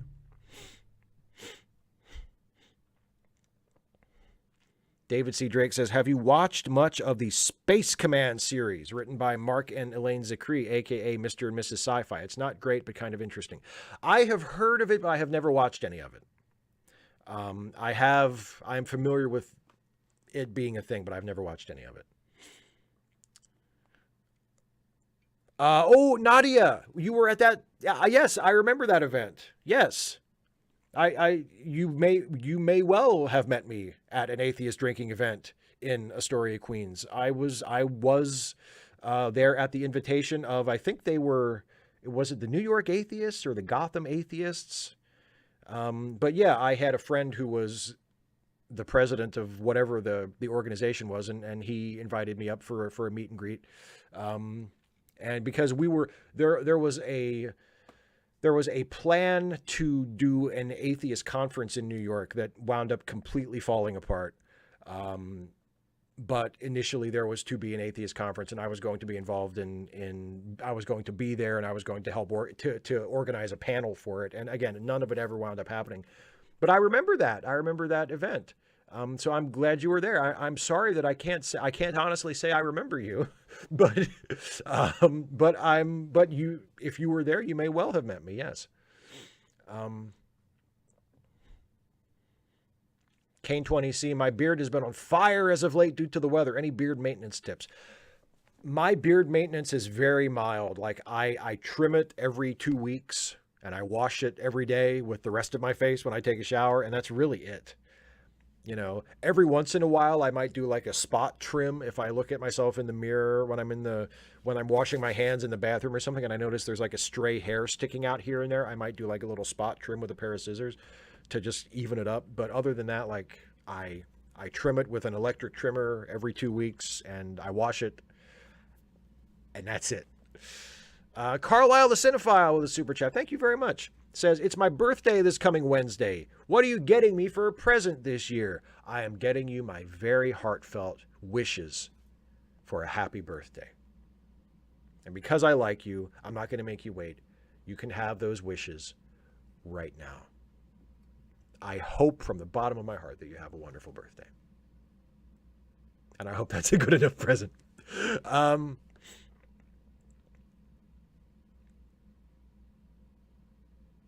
Radical Bacon says, would you rather go roller skating or bowling, since those are both nearish the target? Oh, I would. Yeah, and I know exactly where you mean. There's a bowling alley and a roller skating rink right next to each other. I have never been to either one of them, by the way. I would much rather go bowling because I can't roller skate. So I think I've been bowling once in my entire life, so I can't really bowl either, but I think I would rather bowl than roller skate. Black Cover 95, do you use a special shampoo for your beard? No, I do not. It's Pert Plus for the hair and Pert Plus for the beard. And Pert Plus for the pubes, too.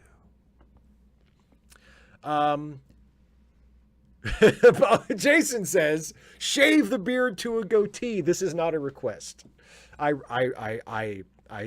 categorically refuse. I categorically refuse to do that. I'm sorry to disappoint you, Carlisle. I can still do that if you want. If you want me to say you'll get nothing and like it, I'll be happy to do that for you. John Burns with a super chat. The NFL is fun to watch. Player who was suspended for 6 games for groping and worse. 20-plus masseuses. NFL appealing the verdict. NFLPA objects. See, this kind of thing is why I don't watch football. It's not the only reason I don't watch football. The main reason I don't watch football is because I find the game itself to be incredibly boring and off-putting. But all the other stuff is also a very good reason why I do not enjoy football at all.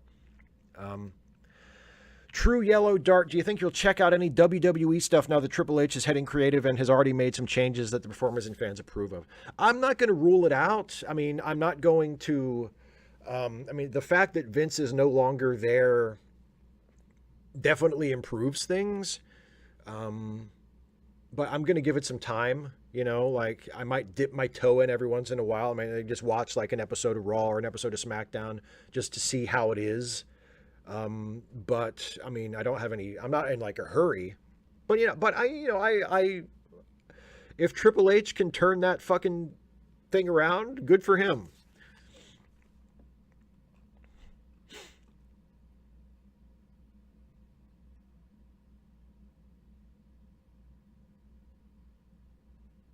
Yeah, Nadia. Oh, you work a table at Nexus every year, but haven't for the past couple due to the pandemic. Very sensible. Very sensible. Yeah, it was either the New York Atheists or the Gotham Atheists. I cannot for the life of me remember which group it was, but it was one of those. So we very well could have seen each other at that thing. It was like, well, that was probably what, like 5 or 6 or 7 years ago now. Carlisle, you say yes, please. So, okay, this is for you, buddy. Happy birthday. You'll get nothing, and you'll like it!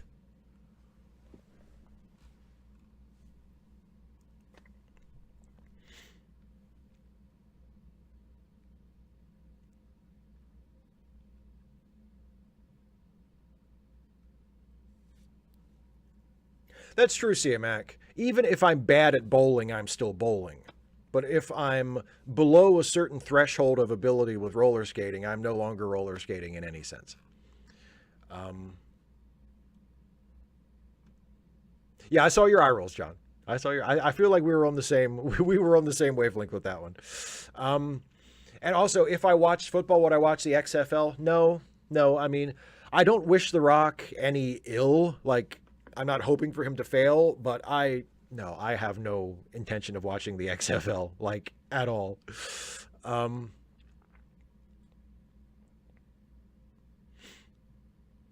yeah, Scott, that's a good point. If you remove all the timeouts and commercials and running the clock down, a football game is something like 15 minutes long.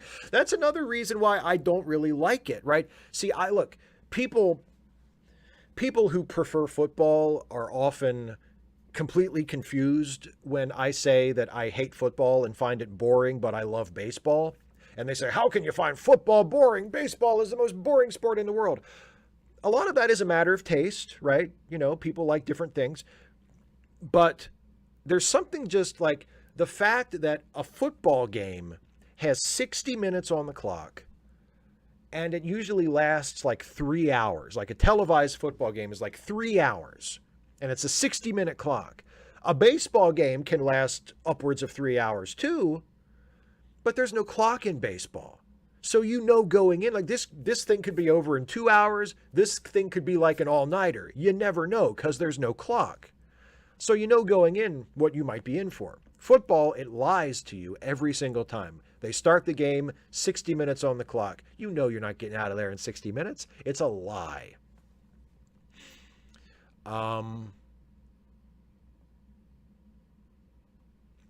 Kane20C, what is your favorite physical feature of Jason's? His beautiful smile. I love to make Jason smile. Actually, it's not really a physical feature. It's more just like it's a physical attribute, I guess. But I love to make Jason laugh because Jason is incredibly funny. Jason is way funnier than I am. He's the funniest person I've probably ever known personally in my life. And when I can make Jason laugh, that feels good because I'm like, that motherfucker's funny and I just made him laugh. So eat shit, you know, anybody else who happens to be around. CMAC, that's true. It is the same with basketball and hockey, but basketball and hockey are both way more interesting games to watch. Now, here's the thing. I'm not like a super fan of basketball or hockey, but I can watch and enjoy like a hockey game or a basketball game for sure. And I've done so many times. They just don't irritate me like football does. Like, you know, and I think part of it is also, especially with basketball, to a lesser extent with hockey, but with basketball, like you can see the people. You can see basketball players. You can see individuals, you know. Football, everybody looks the same. You're just a number in football. You're a name on the back of a jersey and a number. You know, I can't get into it. That and plus like the actual rules and mechanics of the game itself are deeply boring to me. Carlisle the Cinephile with a super chat. People who think baseball is the most boring sport have clearly never watched a cricket match. I've never watched a cricket match, not all the way through. Jonathan Bell says, if you need more WWE action, you can always visit Knox County, Tennessee, where Glenn Jacobs was just reelected county mayor. Not great news for pro-choice. No, the thing is, like, I was always a fan of Kane. I think Kane is probably one of the better big men in the history of wrestling. And it's just a shame that he turned out to be this right-wing libertarian douchebag. Like, that sucks. That seriously sucks.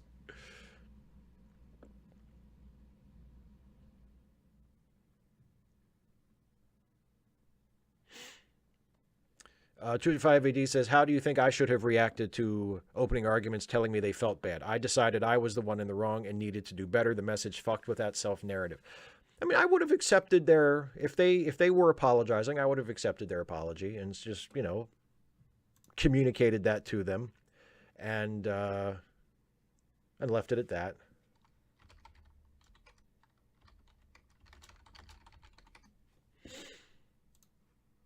I mean, I do think it's probably insightful of you to say, you know, that like you reacted the way you did because it fucked with your narrative. And I mean, that's, you know, that can be disturbing to anybody. If you've already sort of decided what happened and how you're reacting to it, and then somebody throws, you know, a bomb into that and you're like, oh, this totally ruins what I was going to do. You know, like that can be upsetting. Oh, Jason says, now answer the question like I'm not in the chat. His receding hairline. That's my favorite. If Jason was not in the chat, that's what I would have said. His receding hairline. His rapidly decaying and disintegrating body.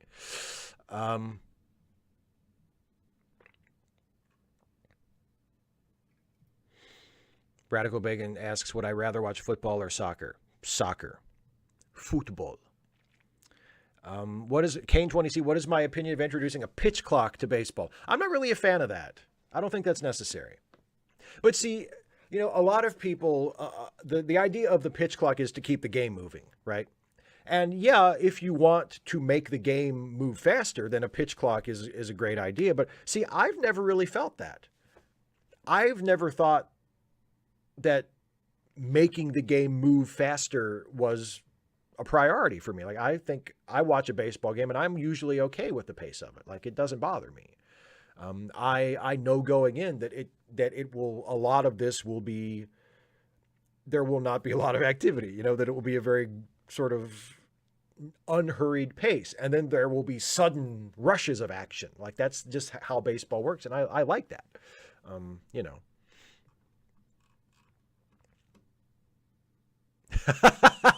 Jason, there's no need to get defensive. Well, about the hair thing. Yeah, the hair thing, we're in the same boat. But the body falling apart. No, my friend. No, my friend. This is not falling apart. I'm keeping this shit tight. I'm keeping this shit in shape and ready to go. Okay? So, and I'm going to rub it in your face. When I get to be 50 and 60 and I'm still in good shape, ooh, I'm going to fucking rub it in your face. I'm totally doing it for spite because, you know, we often have conversations and you're like, just wait, Steve, any second now, your body's going to start falling apart and I'm going to not let that happen. And it's purely for spite, just to prove you wrong, just to say, ha, Jason, ha, my body didn't fall apart. What are you going to do now? That's the only thing that motivates me. Yeah, C-Mac, exactly. What makes baseball special is the bucolic nature. I agree. Geek, yeah, I'm not a fan of golf. Like, I mean, mini golf. Sure, mini golf is fun to play. But, yeah, just watching it as like a spectator sport, no, I can't watch golf. It's, yeah. Opinion no one cares about says, what, in your opinion, were the best and worst episodes of Strange New Worlds? Sorry if you've answered already. I've missed some ask-ways. Well, I mean, best episode was Memento Mori. Worst episode? What was the worst episode? Let me consult a list. I mean, none of them jumped out at me as being bad. I thought they were all at least good. But let me refresh my memory as to the episodes.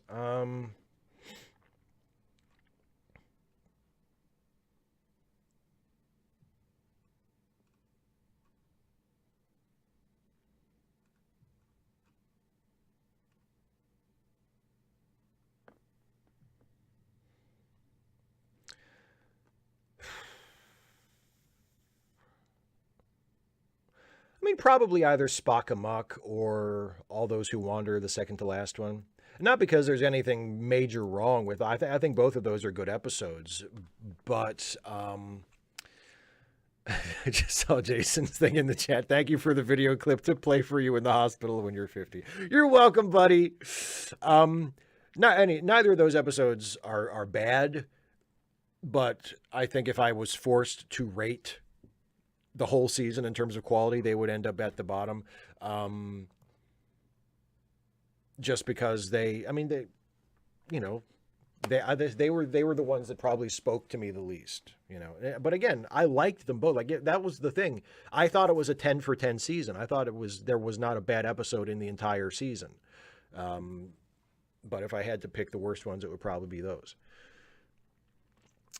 Nick Jeffrey says, "Hi, Steve. Just had a chance to watch episode 9 of Strange New Worlds. Though I tried to avoid spoilers, I'd heard about the shock of the episode, but it still hit hard." Yes, the big twist at the end. Yeah, I that upset a lot of people, which I guess is good. Like, it means the show was doing its job. It means that if you were upset by something, and not upset because you were like, "Oh, this sucks, I can't believe they did that," but upset because you were emotionally invested, then the show did its job. Like, that's what you would hope a show would do.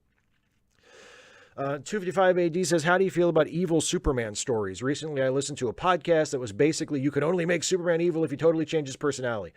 I think I'm just done with evil Superman stories. Like, I think it's a played out kind of boring, trite concept at this point.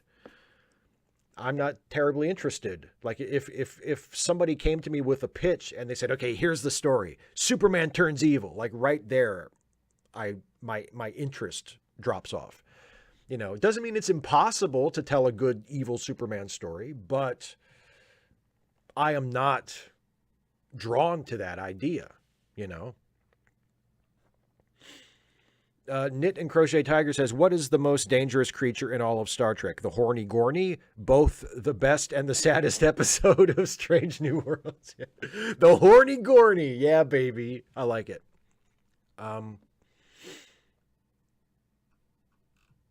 Yeah, Nadia, the Red Sun arc. Yeah, Red Sun is, I guess that was an Elseworlds, wasn't it? That was published as an Elseworlds. I thought that was terrific. I really liked that. Yeah, and they did an animated movie of it, which I didn't watch, so I don't know how good the movie was, but the comic was fantastic.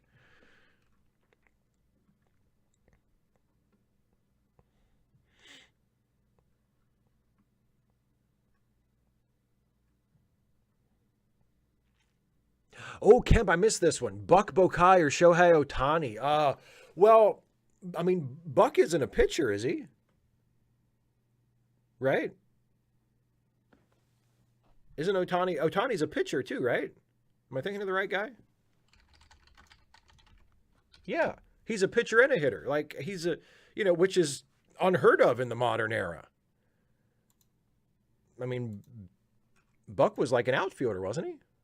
Or isn't he? I guess since he's a fictional character. But yeah, I think Ohtani's got him beat. Ohtani's like Babe Ruth, man. Ohtani's a great hitter and a great pitcher. Sorry, Buck. And also Ohtani's real, so you got to give him some advantages with that too. Kane 20C, favorite Marvel superhero, Spider-Man.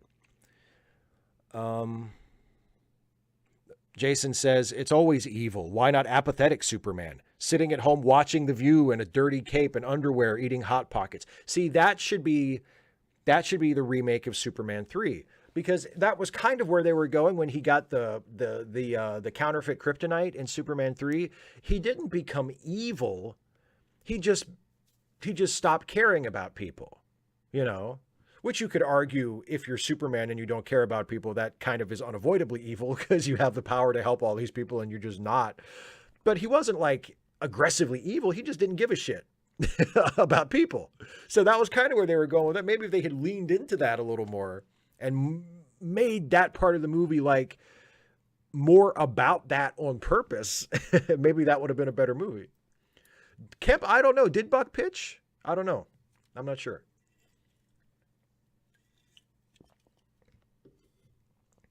Nick Jeffrey, if Superman only used his powers to prank the planet, then he would be evil Superman.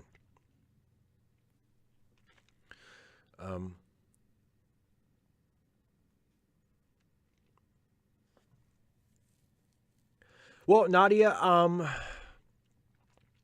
I don't remember like I said, I didn't see the movie they adapted from it, but I don't remember the book as being particularly pro-communism. So like, so if the communists that told you about it, I'm not sure what their take was. Their take on it was, because it's not like a pro-communism tract that I remember.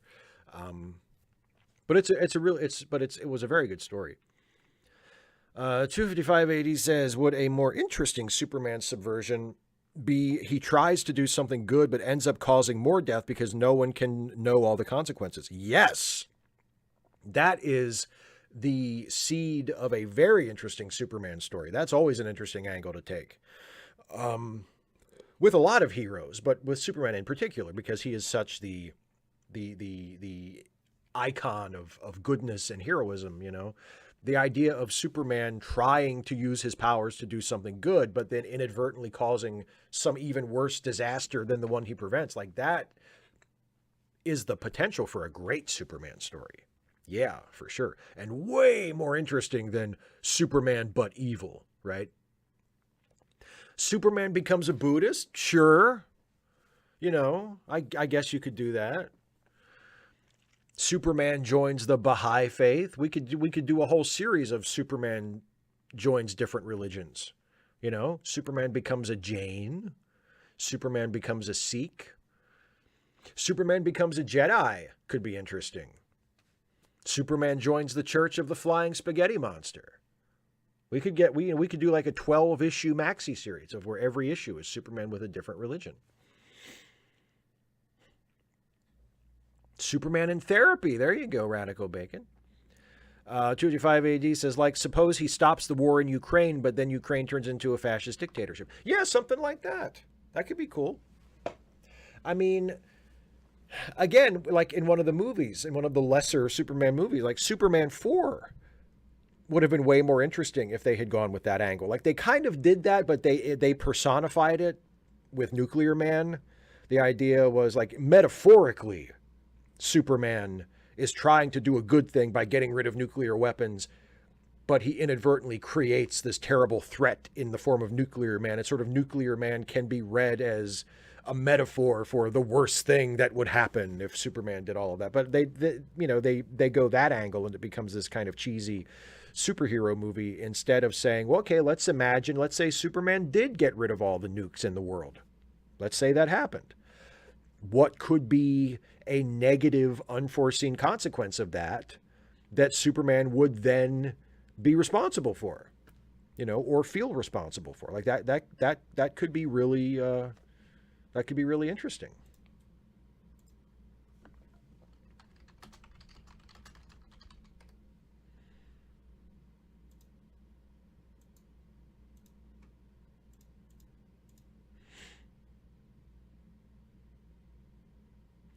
Yeah, I mean, Radical Bacon, I mean, he would if he was a real person, but I think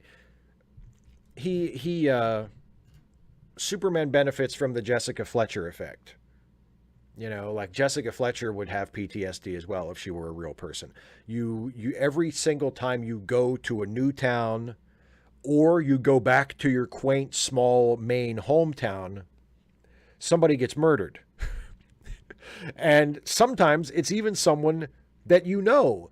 And this happens like every week for 12 years, because that's how long Murder, She Wrote was on the air. Like, that would cause anyone to have serious psychological problems. But it just rolls right off Jessica Fletcher's back. Like, she just does not care. She is not affected by any of it. She's the same person she was in the first episode, in the last episode, right? And that's like Superman. It just doesn't get to him. If he was a real person, surely it would. But, you know, it doesn't get to him. K26, she would have PTSD from all the murders she commits. Yes, the The lost, shocking twist ending of Murder, She Wrote, where it is revealed in the final moments of the final episode that actually Jessica is the culprit of every single murder she investigates in the show. Yeah, Philip Kehoe says Jessica Fletcher would be an agoraphobe in reality. I mean, something like that, yeah. You would think. At a certain point, she'd be like, I'm not leaving the house. Like, the books sell themselves. I've got money. I'm not leaving the house. Every time I go out, somebody gets murdered. And then I have to solve it. Fuck that.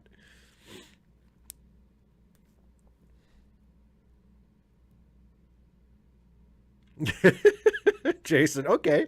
What if we fast forward a few hundred years and it's populated by Superman's offspring and they're slowly replacing humans? But also Superman is still alive. So he's like old, but he's Superman. So he's like an old boomer Superman. And he's like, these damn kids. And when I was your age, I was the only super person. And now, blah, blah, blah. It would be like that, right?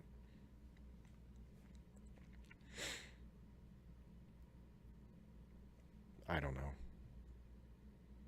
I like Superman accidentally ruins the world by destroying nuclear weapons, personally. I like that better. Yeah, Nick, exactly. Pretty much every show. Every show should have a Quantum Leap crossover. Radical Bacon, it depends on the story. There are some Superman stories that imply that if he's not immortal, he's at least much longer lived than a human, that he ages much more slowly, so that he would be practically immortal from our perspective. But it depends. It depends on who's writing the story. I mean, he could. I guess he could kill himself. Like, he's mortal in the sense that if he really wanted to kill himself, he could kill himself. He could get his hands on a kryptonite bullet and put it in a gun and blow his brains out with a kryptonite bullet. I guess that would do it. Although, again, maybe it wouldn't, depending on who's writing the story. Because kryptonite is only as powerful as the person writing the story says it is. There are times when it's portrayed as like instantly lethal, and there are times when he's had chunks of kryptonite stuck in his body and he still lives, and he gets the kryptonite taken out and a few minutes later he's fine. So it depends on the story.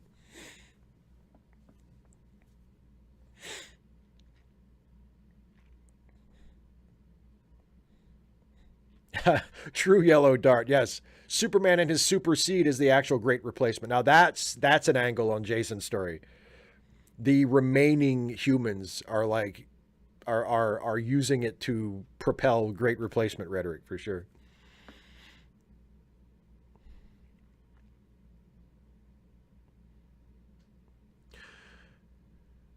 Yeah, Daryl, kryptonite wasn't really like a super common thing in the TV show, in the George Reeves TV show.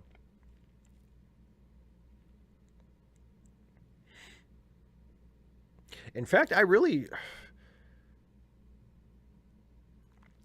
only remember one episode. I mean, I'm sure there were more, but I really only remember one kryptonite episode. But like I say, I'm sure there were more.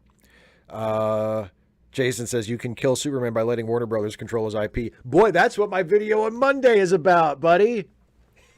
My video coming out on Monday is called "My Advice to Young Potential DC Comics Fans," and the advice is basically don't do it. Don't be a DC Comics fan. You'll never have a moment's happiness if you become emotionally invested in these characters. um, Superman is metaphorically Jewish. I don't think Superman is canonically Jewish. Um, Thomas Ahern says, "Am I looking forward to the new Quantum Leap?" Yeah, I am. I'm very curious about it. I hope it's good, and yes, I'm looking forward. I'm definitely going to watch it. I'm going to check it out. For sure, yeah. Michael Hanneline says, "What do you think of Bruce Timm doing another Batman cartoon on HBO Max?" I'm conflicted. I just hope we get to see it. I mean, after the events of the last few days, who knows if they're even going to put it up now? The fucking douchebag in charge of Warner Brothers Discovery might be like, actually, this was a waste of money, and we're trying to move away from scripted content on the streaming services, so we're just going to shelve it permanently and claim another tax write-off. Like, I'll be happy if I get to see it at some point. So, yeah. I mean, I'm not to answer your question. I'm not necessarily super excited about it. Like, even though I think Bruce Timm has done good work in the past, I mean, it's like, oh, it's another Bruce Timm animated show, which, you know, could be good, but also like we've had plenty of that. You know, like we don't need to keep having Bruce Timm make animated shows. We can do different stuff. Um, 225 AD says, how much should Jamie J? That's true. He is canonically an alien, but he could still be culturally Jewish. He could have been adopted by a Jewish family or something. Anyway, 255 AD says, how much should Superman get involved in political disputes like the war in Ukraine? That would have been my question if not for the OA thing. I think the tension there is the most interesting thing. I think the most interesting thing to do with Superman as far as that goes is to have him want to not get involved in political disputes, but to occasionally put him in situations where he feels like he has to. And then he has to negotiate the consequences of that. So I guess the answer is he should involve himself in situations like that very infrequently, but there should be times where he feels compelled to do something. And then that creates a whole new set of problems for him. I think that's the best way to do it. Nick, there's going to be a new Quantum Leap on NBC. I think it starts next month, right? The first episode is in September. So I'm really looking forward to it. And it will not be a complete reboot. It picks up where it takes place in the same timeline as the original series. Like Sam Beckett supposedly is still out there leaping around somewhere. So it's not like a reboot with a new version of Sam and a new version of Al. It's different characters sort of picking up the mantle of quantum leaping after Sam. So I hope it's good. That's all I can really say at this point. I hope it's good.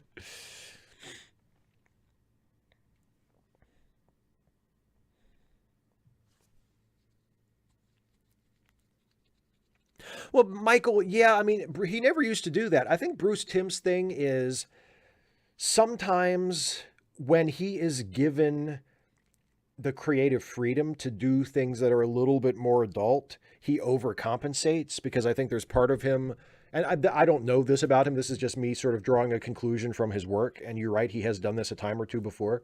Um, I think he wants to show everybody that he isn't just a guy who makes children's cartoons, that he can do more adult things.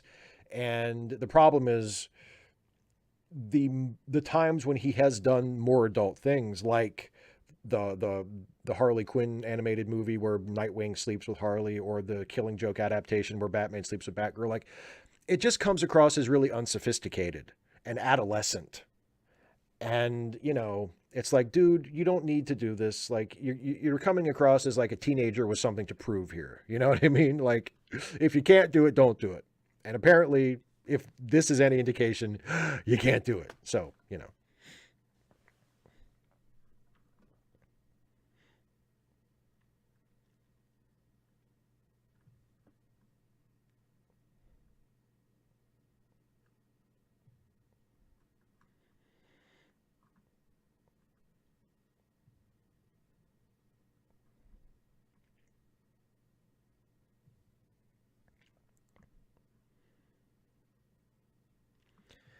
Two to five AD says, I think it's obvious Superman should have stopped the Holocaust, but as soon as you say that, I think you have to ask, well, if that was justified, where's the line? Yeah, yeah. Um, I mean, Superman stopping like, you know, DC Comics during the actual war, uh, DC Comics had a policy where they would not depict their heroes as getting directly involved in the war effort. Like, even in the fictional world of DC Comics, Superman and Batman and Wonder Woman and the Justice Society would not get directly involved. But after the Holocaust became widely known, you know, to the public after the war, that became kind of a problem because it's like, okay, either we're just going to say that within the world of DC Comics, uh, the Holocaust just didn't happen, or it did happen the same way it happened in real life, but all of these superheroes just didn't do anything about it. And that's, yeah, it's best ignored for that reason. It's best to just be like, yes, no, just don't think about it. You know? Jason asks, any thoughts on the Batgirl cancellation? Yeah, that must be one hell of a tax write-off. Like, I mean, the explanation is, the official explanation is that they only want to do big budget theatrical releases for DC Comics movies from now on. And since Batgirl was developed as an HBO Max movie and was budgeted at a paltry $90 million, and how can you make a superhero movie for that? That they decided it was not impressive enough or good enough or whatever to be released as a theatrical movie. So they're just going to shelve it and write it off for, I mean, and I'm saying that must be a hell of a tax write-off, because like, even if you decided we're not going to put, you know, it's financially unsustainable to put these movies on HBO Max because we don't recoup enough of the cost. Like, even if you made that decision, okay, fair enough. It's a business decision, whatever. The movie is like almost done. Like, the principal photography is done. The movie's not completely finished. They still have post-production work to do, but it was supposed to be released like at the end of this year or early next year. So it's like, it's well on the way to being finished. Don't you want to finish it and at least like give it a theatrical release just to see how it does? You're not even going to do that? Like, you're just going to shelve it and never let anybody see it and just claim the tax write-off? Like, that's okay. I mean, I'm not in the room. I don't know the nuts and bolts of the business decision, but like, it doesn't seem reasonable to me to take a movie that is almost done or at least largely done and say, nope, fuck it, we're not going to finish it, we're never going to release it. Like, okay. Jamie J asks, what do I need to do if I want to get you to watch an anime I really like? Give up hope. Just don't. Kane20C, have you ever enjoyed a video game? Yeah, I've enjoyed some video games. I mean, I had an NES when I was a kid, and I played that a lot. And when I was in my early 20s, I had a PlayStation 2 that I played a lot. But I never got into any of like the big popular games. Like, I would play like baseball games and wrestling games and like superhero games for the most part. I never really, oh, and I did get into Grand Theft Auto Vice City and Grand Theft Auto 4 a little bit. Like, I played those pretty heavy for a while, and I got into the first couple of Resident Evil games.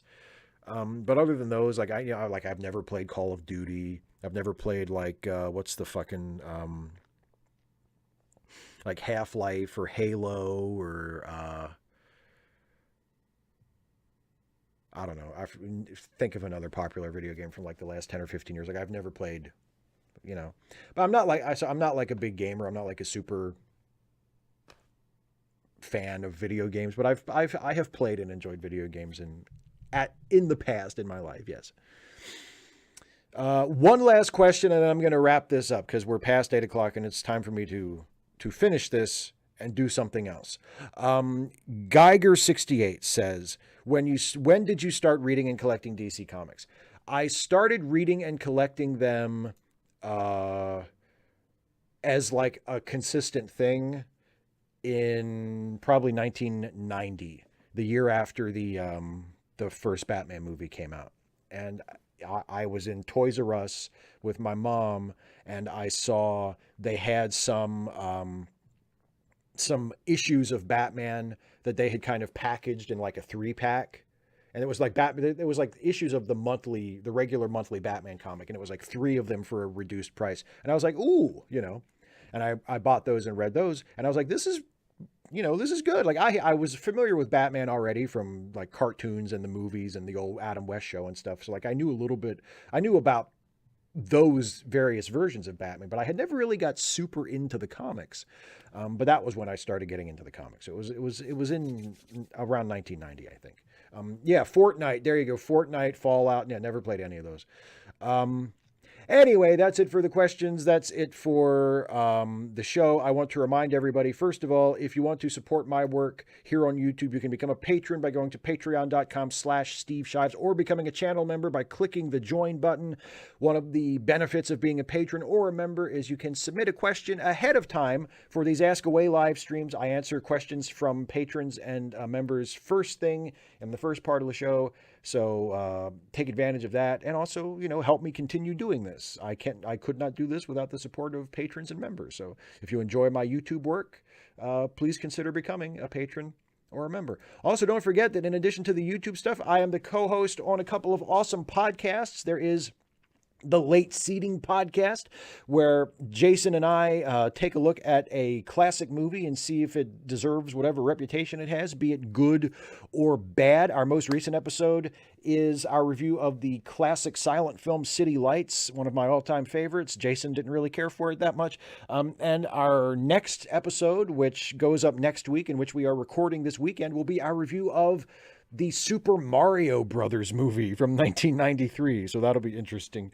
And I'm also a member of the cast of The Ensign's Log that I am on alongside Jason and also Dana Cole, who was here earlier in the chat before she had to go to bed because she's had a long day. Where it is a Star Trek improv comedy podcast where we play low-ranking officers serving aboard the Starship Enterprise. We are currently in the TNG era. Although we've also done a lot of time travel shenanigans recently, but roughly speaking, our show is now in the 5th season, is set in the TNG era. And it's a super fun show. We all love to do it. I'm super proud. I'm proud of both of our podcasts, but I really, really love the Ensign's Log. And hopefully, if you enjoy my Star Trek stuff here on YouTube, you have checked out the Ensign's Log and enjoyed it too. But if not, links to everything are in the description. Also, don't forget the charity links linked in the description, charitylinks.page. Help out some friends of ours who need a helping hand, who need some financial support. That link will take you to a doc that is maintained by our pal, Some Random Geek. And it contains links to crowdfunding sites and various other resources for people who need a helping hand. So if you have a few bucks to spare and you want to help out someone in need, charitylinks.page. Highly recommended that you do that. Also, don't forget, tomorrow on Dana's channel is the next edition of the Saturday 6, which is Dana's bi-weekly live stream where she talks about good things that have happened in the last 2 weeks or so since the previous show. So that'll be on Dana's channel at 6 p.m. Eastern. I will be in the live chat for that as always. So hopefully I'll see some of you there and we can hang out and talk and watch Dana do her live stream. So that's it, everybody. Thank you all so very much for joining me. I will see you around in a whole bunch of videos between now and the next Ask Away live stream. Thank you so much for your support in whatever form it comes. Thank you so much for hanging out with me and asking questions and just generally being cool people. And have a good night. Have a good weekend. And I'll see you around. Take care, everybody.